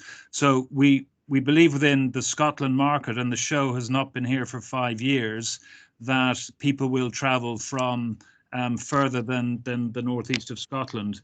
The second point is we will be working actively to attract audiences to the city, working with the private sector in terms of breaks and product development, but Visit Scotland, Visit Aberdeenshire, and of course not forgetting the brand of Hayward itself and its promotional activities.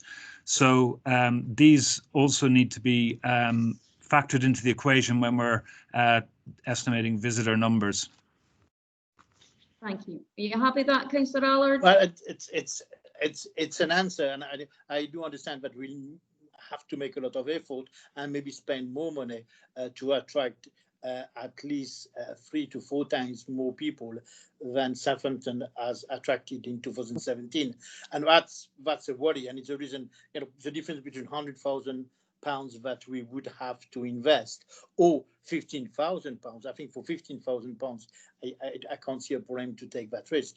On £100,000, it's more difficult. Yeah. My second question is on the page of the report 115, and it's 3.4.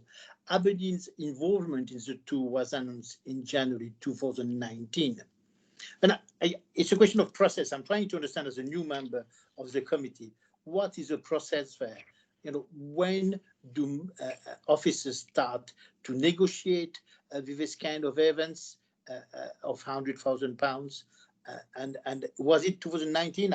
I've got a press release of the 3rd of October 2018 from Councillor Mary Bolton, who said that it will be hosted in Aberdeen. And I know COVID-19, other things have happened since, but when was the decision taken with a booking system for that kind of event for £100,000? Well, I mean, I'll bring Mr. Sweetnam in, but the fact that we're obviously being asked to approve it out of current budgets shows that there was an amount put into budgets around city growth. Remind me, Mr. Sweetnam, what's your title again? Economic Development. Economic Development. So yeah, through the economic development budgets, there was an amount of money has been put in there around promoting the gallery and bringing in exhibitions. And because you'll be aware that when we carried out the refurbishment of the art gallery, part of our plan was that we would be able to bring in international and national events that we had not been able to host previously. So within that, we've had forward planning within the budget. And I think that's what Mr. Sweetnam's saying, is he has headroom within his budget around this piece. We're also looking for, you mentioned there about the advertising of the show and how we would promote that to the wider audiences.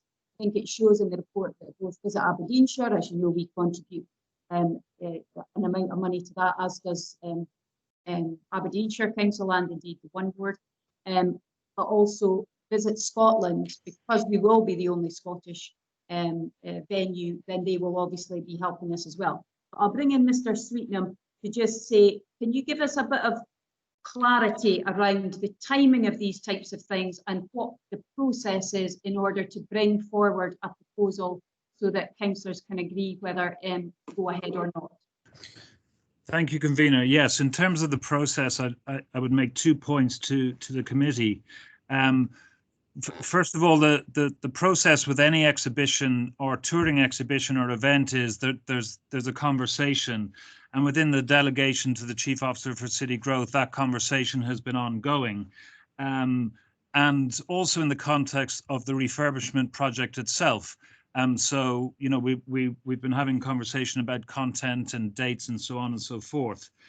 So that's all within the delegation, and me bringing it to elected members' attention through the committee that we're at a stage now where we want to sign a contract. The second part of the process is, of course, the procurement regulations. And the reason why we're bringing this report to your committee today is that above a certain threshold, financial threshold, in terms of the gross cost of the of what this chief officer can approve, there was a need to come to committee. And it's only now that we're at this point where we want to formally contract with Hayward that we're seeking your approval today. Thank you. I think that's helpful. Councillor Allard, do you want to come back? Yeah, please, Convener. That's very helpful. I just want to try to understand the language used in 2018 when it was said we will be hosting it in Aberdeen. Is it helpful to have that kind of language if at one point committee decides not to go ahead? And plus it will maybe have a problem regarding the relationship with the people you are booking if this booking is only conditional to the amount of money that you can attract to pay for this booking. So it's what I'm more concerned about is how the process happen and making sure that Aberdeen City doesn't go back into its promises after something has been promised, but the money has not been put forward. And I hear convener saying that part of it has been in the budget. I'm delighted if it's already budgeted. So if you can take all that away, and if you ended up with something like £15,000, I'm sure that we would agree invest. But thanks very much for all this information. Okay, thank you. Right, now I did have Councillor Yule was next, and I think your hand is still up, so I'll take you in. Thank you very much, convener, and thanks to Ms. Grant and Mr. Sweetnam for their explanations so far. Got a few questions, convener, unfortunately. First, if I may make a very brief comment, though, I think that without wishing to count chickens about the £50,000 funding from Creative Scotland, that to secure the British art show for a net cost of 16,000 is a deal that even the most canny of Aberdonians would grab with both hands. So well done, and fingers crossed for the Creative Scotland funding. The first question, just by way of clarification, and thanks to Mr. Sweetnam for discussing this with me earlier this week. In terms of where this hopefully £16,000 comes from, that would be from the 2020-21 revenue budget, is that the case? He's nodding. Right. Thank you. Okay, my next question, without wishing to go over the ground that Councillor Allard plowed quite fruitfully.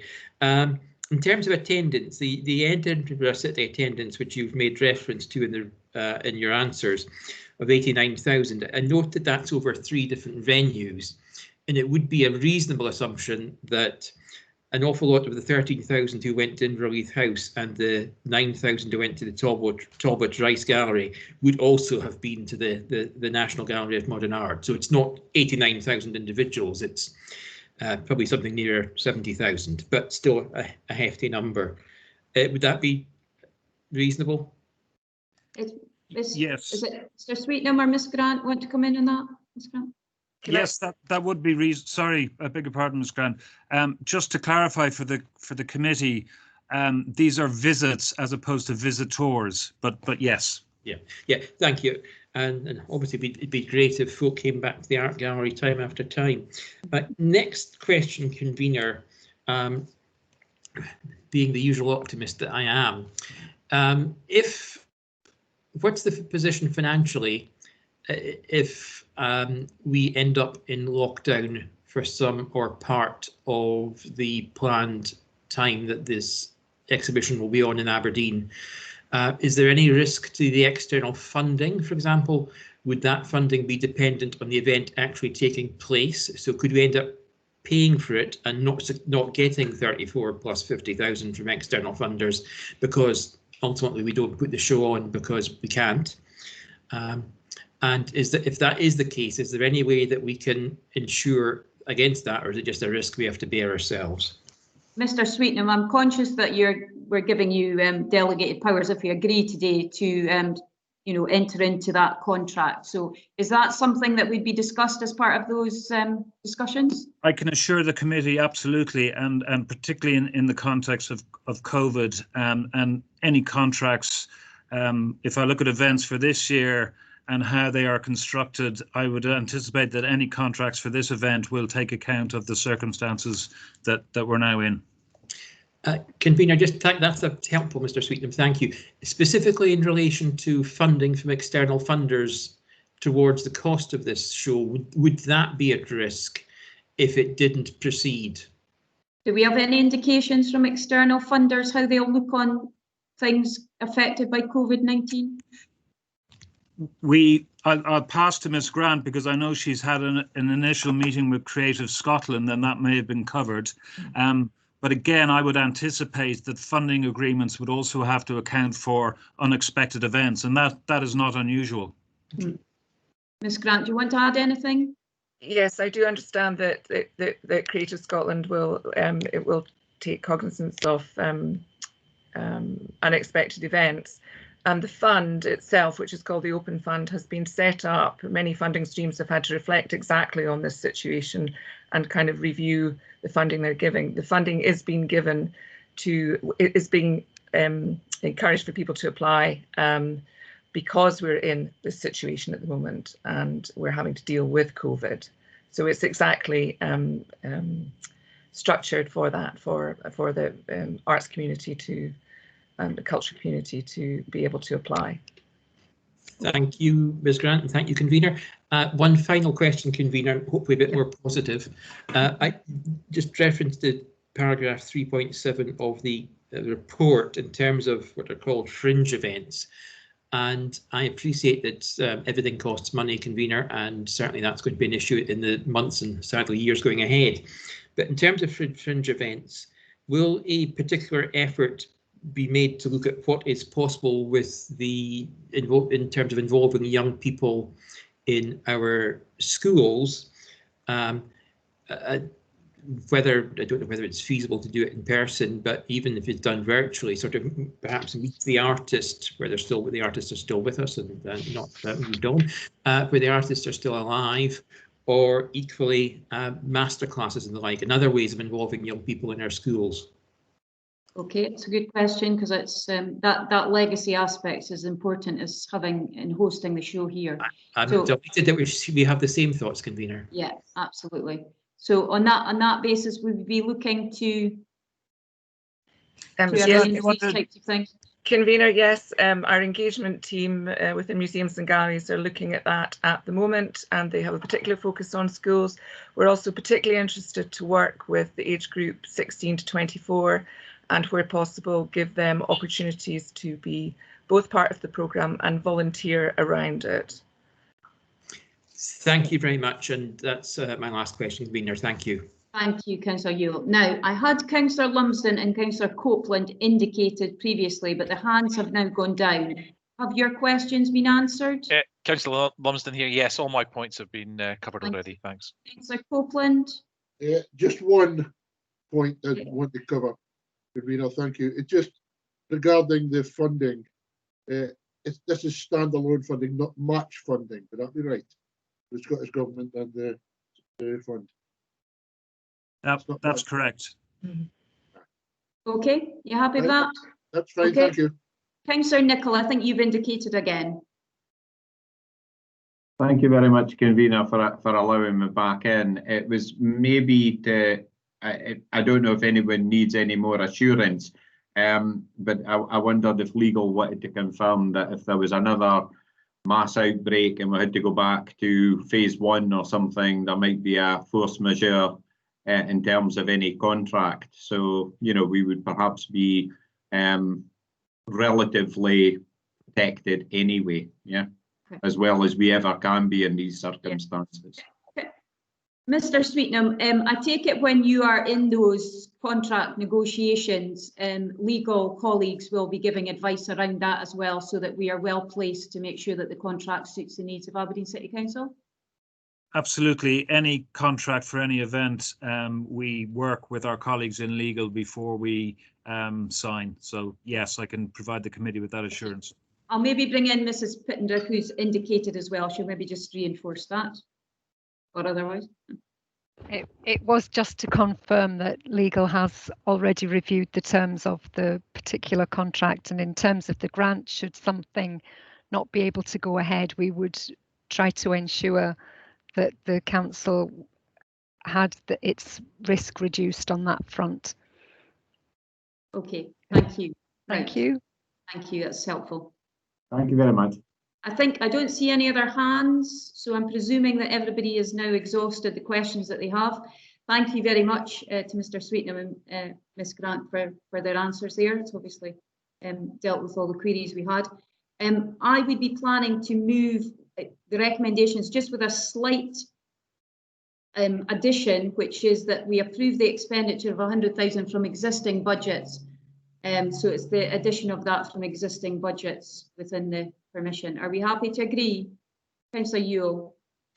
Yeah, thank you, convener. I'm just not sure how does existing budgets work when we're talking about, Mr. Sweetnam told us this would be funded from the 2020-21 revenue budget, which obviously hasn't been agreed yet. I think this was the point that I was making, that for us to approve other money that may be coming from elsewhere, but Mr. Sweetnam, obviously we highlighted this and you were comfortable with the competency. We'll maybe get legal to come in and just. Yes.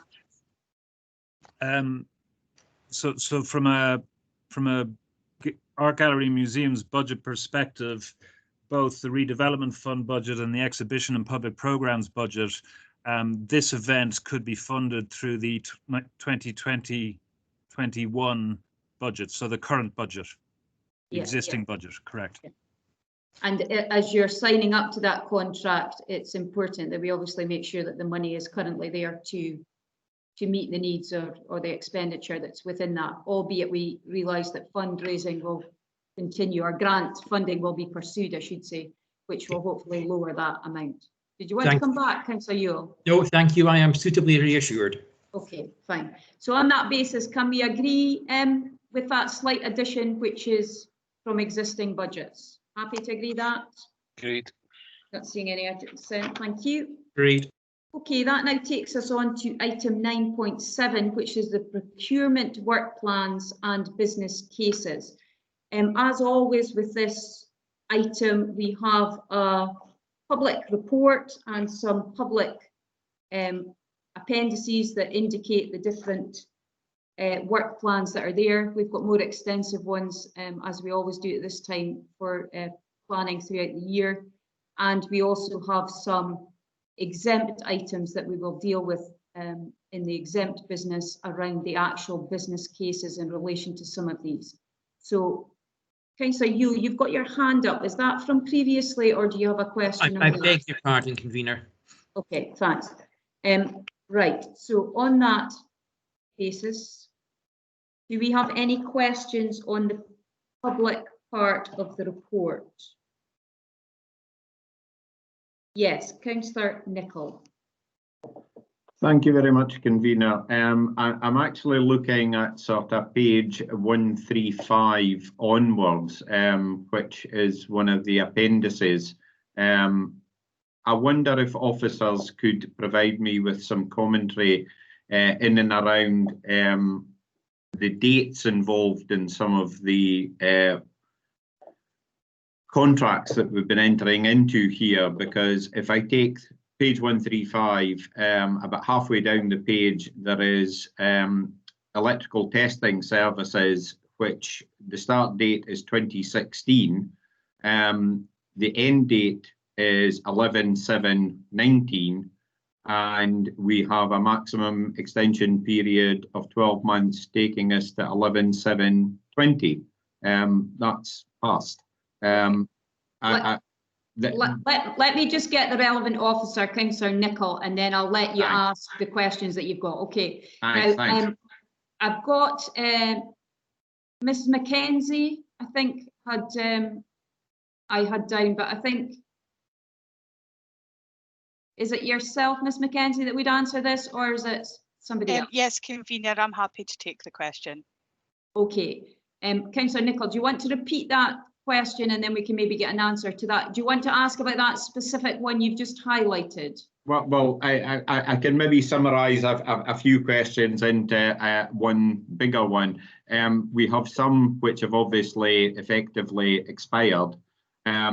Did we have a business case for these? And it's the rest of them, most of them seem to have already been already started in that particular appendix. I'm really interested in, did we actually have original business cases for these, and is this simply the extensions of those business cases now kicking in, with the exceptions of the ones that have now expired, which I realise may have been left in inadvertently due to COVID? Okay. Thank you, Councillor Nicholl. On this particular part of the work plan, this deals with the council's expenditure on framework agreements for an annual period. So the plan is there'll be an annual report in a work plan format that comes up to Strategic Commissioning Committee and details the council's expenditure on frameworks for the year. So that's the reason for the dates being some of them starting, you know, from 2016 up until 2020. That particular example on the electrical testing, where its expiry date was July, I can't definitively say that was extended, but I would anticipate that due to COVID, that's likely, and the date just hasn't been updated on the sheet. So I hold my hands up to that. That's obviously something I've overlooked.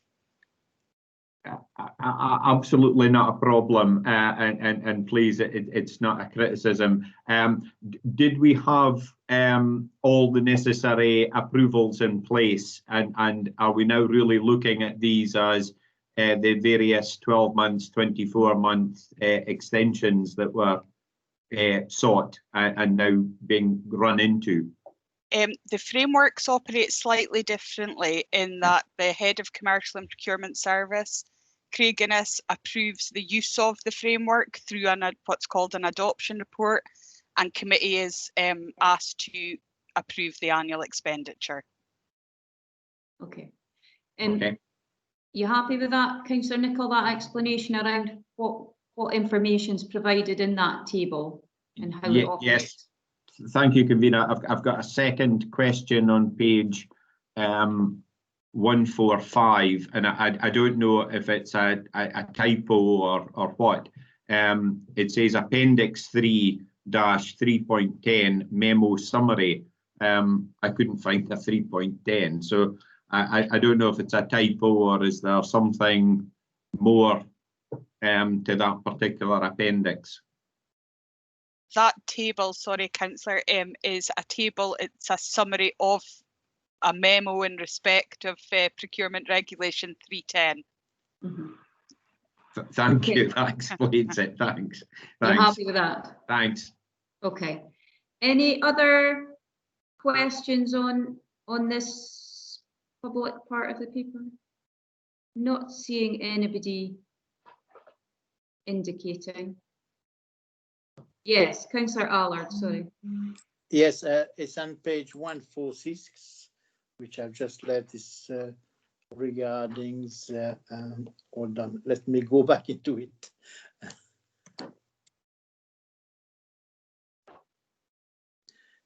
It's 146. Sorry about that, I've been locked out.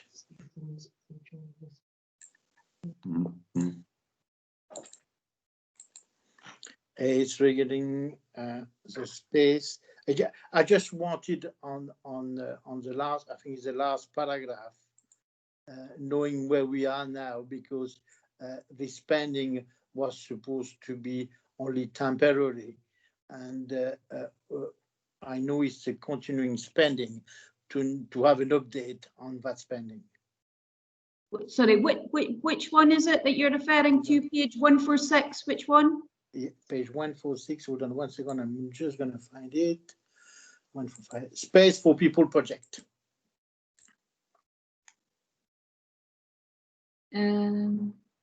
People project, Spaces for People project. Yeah. It's just to have some explanation of where we are at and how relevant it's been and how much money is there left, for example, on that particular project. Okay. Have we got anybody that can talk to that item on the work plan on page 146? Is that yourself, Ms. Mackenzie, or is it Mr. Innes, or is there someone else? Quite difficult virtually. I can't see anybody. Ms. Mackenzie. Hi there. Sorry. I don't. Thanks, convener. I don't, Councillor Allard, have the detail of how much is left to be spent of that particular part of the Spaces for People funding. But I do know that this 310 memo was in relation to the urgency around creating the pedestrian areas and separating traffic around about the COVID legislation. Yeah, I think it was specifically in relation to the park, like the wooden things, but I see Mr. White's indicating as director, so perhaps he can come in and shed some light on that for you, Councillor Allard. Here we go, Mr. White. Yeah, thank you. Yeah, so the total budget of 1.7 million, we've spent about 600,000 of that 1.7 million. We've obviously projected forward the costs that we know will incur between now and I think we've forecast up to Christmas. So we're estimating about another 500,000. We've got works in the pipeline that continue, which again is probably about another 300,000-400,000. We don't have definitive figures at the moment because obviously it's a live project. In terms of all of that, but as I say, the kind of split at the moment is that it's around 600,000 we've spent to date, 500,000 we anticipate for some works that we've commissioned and maintenance, and we've got other works in the pipeline, which, as I say, is about another sort of 500,000-600,000. So I suppose the bottom line is we're within budget. Okay, thanks. You want to come back, Councillor Allard? Yeah, Thanks very much, Convener. Thanks very much, Mr. White. It's very helpful. I just wanted to try to reconcile the figure we've got there of 350,000. I know it's difficult, but do we know if that £350,000 has been spent, or is there any of this still to be spent? Or if we don't know, we have everything has been put in the same pot, and it's difficult to know what else is need to be spent for that particular line on Space for People project. Okay, I think Mr. White, do you want to come back on that specific, the parklet aspect? I mean, the fact that there's obviously been a delegation to agree that contract directly with the supplier, one would presume that that's the amount that's. Yeah, so that's the amount that we, so as you'll appreciate, this report would have been produced a week, 10 days ago. We do have a weekly governance meeting where we get almost a weekly financial statement. I'm happy to share that financial statement with the committee, if that would help. As I say, the figure that's quoted in there is the figure that we've physically commissioned and deployed on the street. That you can see. So as I say, but more than happy to provide a financial statement that shows the breakdown and projected costs that we are currently working to within the 1.7 million budget. Okay, thank you. Perhaps that breakdown would be helpful. I think Councillor Allard was nodding, and I think others may find that helpful as well. So that can perhaps be circulated. Do you have any further questions, Councillor Allard? No, you're happy? Right. No, thank you. Thank you very much for the answer. Thank you. I have two others indicating, I'm not sure what order you came in on because I was in the chat box, but I'll take Councillor Copeland first and then Councillor Nicholl. Thank you, Convener. Just a follow on for that one initially, if I may. We're speaking about parklets. What are they and how many have we got? Okay, the parklets are actually that wooden structures that you see on Union Street with the seats and things, I think, with the flower bits at the back. But maybe somebody can tell us a bit more about how many we actually have. Not sure if nobody's rushing to tell me that. Mr. White, do you know how many we've got? I honestly could not tell you off the top of my head. When I provide the financial statement, I will provide you with the number of parklets that we've purchased and roughly where they're deployed as well. But apologies, I don't have that off the top of my head. Okay, are you happy to get that information after the committee, Councillor Copeland? Because I don't think we've got anybody here that can answer a definitive number. Yes, thank you. I mean, I know we spoke previously about a parklet in Huntley Street, corner there. That's maybe slightly different, but I've got a couple of follow-on questions, if I may. I think the parklet that you're referring to is an Aberdeen inspired project, and I think they secured funding from that separately. I forget which fund it was now, but it was approved. I think it was city centre funding that came through, and they had to come forward with different projects, and that was one of the projects that was agreed. But it differs from what we're talking about here. Yeah. Right. Thanks for that, Gladys. I mean, I've got a couple other questions as well. Okay. I mean, I know these things are the Scottish Fund are temporary. Are we happy that we've got enough money to remove them again? Well, that's always been a bone of contention with the fund. If you remember, when we were looking at the bid going in, there was always that issue about actually having money for it to come back out again. I know that people have been lobbying at various levels, Scottish Government levels and things around whether there would be extra money both for that, taking the measures out, and also some of the measures around schools and things that weren't covered by the original bid. But maybe Mr. White can give us a bit more information on, are we still in a position where is there any further money coming forward about removing the temporary measures that are currently in place? So for the temporary measures, we are building in as part of the maintenance costs the removal of those works. So not just the parklets, but the various temporary bus stops, etc. that we've deployed. So we are building that into the figures. I suppose the challenge will be if more funding is available, and can we further bid for funding for something we've already got received funding for, But also, I suppose the wider question is how long will we be expected to have these physical distancing measures in place? And as everyone will appreciate at the moment, we don't have any guidance around that. So we are trying to make sure that when we are deploying any of these works, that we do have the funding to be able to remove any works that we do. Martin, thanks very much. Okay, thank you for that. Right, now, Councillor Nichols indicated that he doesn't have any further questions, so I can't see anybody else indicating. So we obviously have exempt appendices, but in normal practice, we would look at the recommendations we have in this part of the report. Now, I just have a couple of additions. I would be moving to approve the recommendations as they appear in the report, but with a couple of additions. So could I ask Mrs. Dunsmuir to maybe put that up, and I'll just explain what those additions are.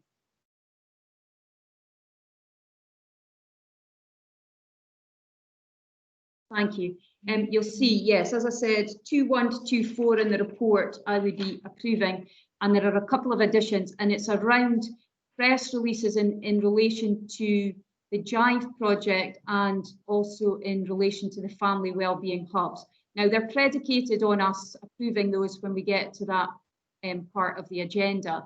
But I do think it's the point that we were making earlier about some of the information being in the public domain. And I think the two projects that we're talking about here will be of interest to the public. So it's just about us making a decision that if we do go ahead and approve those business cases, then we are able to get that information out into the public domain. Do we have any questions on that, or are we happy to accept those additions? Right, Councillor Nicholl, you've got your hand up. Thank you very much, Convener. Kind of technical point on the wording that you've used in your motion. Are we agreeing to the wording of a press release, or are we agreeing to having a press release? Because I'm perfectly happy that we tell the world what the council are doing. That's democracy. Whether we are successful or unsuccessful in motions and amendments, but to agree for the press release itself, and that means the wording of the press release, then I haven't seen one, so I don't know if I'd agree to it. We're agreeing that a press release is issued, and is normal practice in committees. You'll be aware that when decisions are taken, our corporate media team will draw up a media release that tells people. For instance, in today's agenda, I know that our corporate media team have drawn up a press release for the art show, and they have also drawn up a press release in relation to the community planning annual report, which just gives details within the report of what the projects are, various other things. So in normal practice, it wouldn't be for the committee to approve or otherwise those press releases. It would be the corporate media team. All we're saying here is that one will go out with a quote, as is normal, in the name of Councillor Bell, because he is the hydrogen champion and spokesperson for the council, and one will go out in my name in relation to the wellbeing hubs as the convener of the committee. And normal practice would be often if there is a press release issued, it goes in the name of the convener. But certainly, I mean, what I'm asking you to do is to agree to a press release. If you want to move something different, then that's fine. I'm perfectly happy that that press release can be circulated to people, but it's just so that we have that ready to go out so that people are aware of decisions that are made. Convener, I'm sure you wouldn't want my words put in your mouth and vice versa. But no, it was just to clarify, it was to put out a press release, not that we were agreeing to any wording of a press release. Yeah. It was just to clarify that. I thought it was a little lack of clarity, but I'm perfectly happy to accept your comments on that. Okay, I think it does actually say agrees that a press release. So rather than agrees this press release, So it does say that, but it's good to get that clarity actually within the debate of the committee. So that's thank you for that. I did see another hand, but it's now gone down, I think. So I'm presuming that whoever put their hand up is now comfortable. Yeah. Okay. So are we happy to agree that? Not seeing any dissent. Thank you. Okay, that now takes us to the end of the public section of the meeting, and as normal practice, the recording will now stop to allow the committee to go on and consider the items in exempt business in private. So I will ask Ms Dunsmuir to stop the recording and also run through with members for the private section, just to make sure that everybody is in a secure environment and can therefore take part in the exempt business. Before I take you in, Ms Dunsmuir, I think I've got Councillor Copeland has his hand up, so maybe just take him in case there's any issue in relation to this. Yeah, could be purely personal. Could we have a 5-minute recess before we move into private? Yeah, I'm happy to take a 5-minute comfort break. And we'll resume. We'll come back in 5 minutes, and Ms Dunsmuir can then check that everybody is here and in a secure environment. Okay.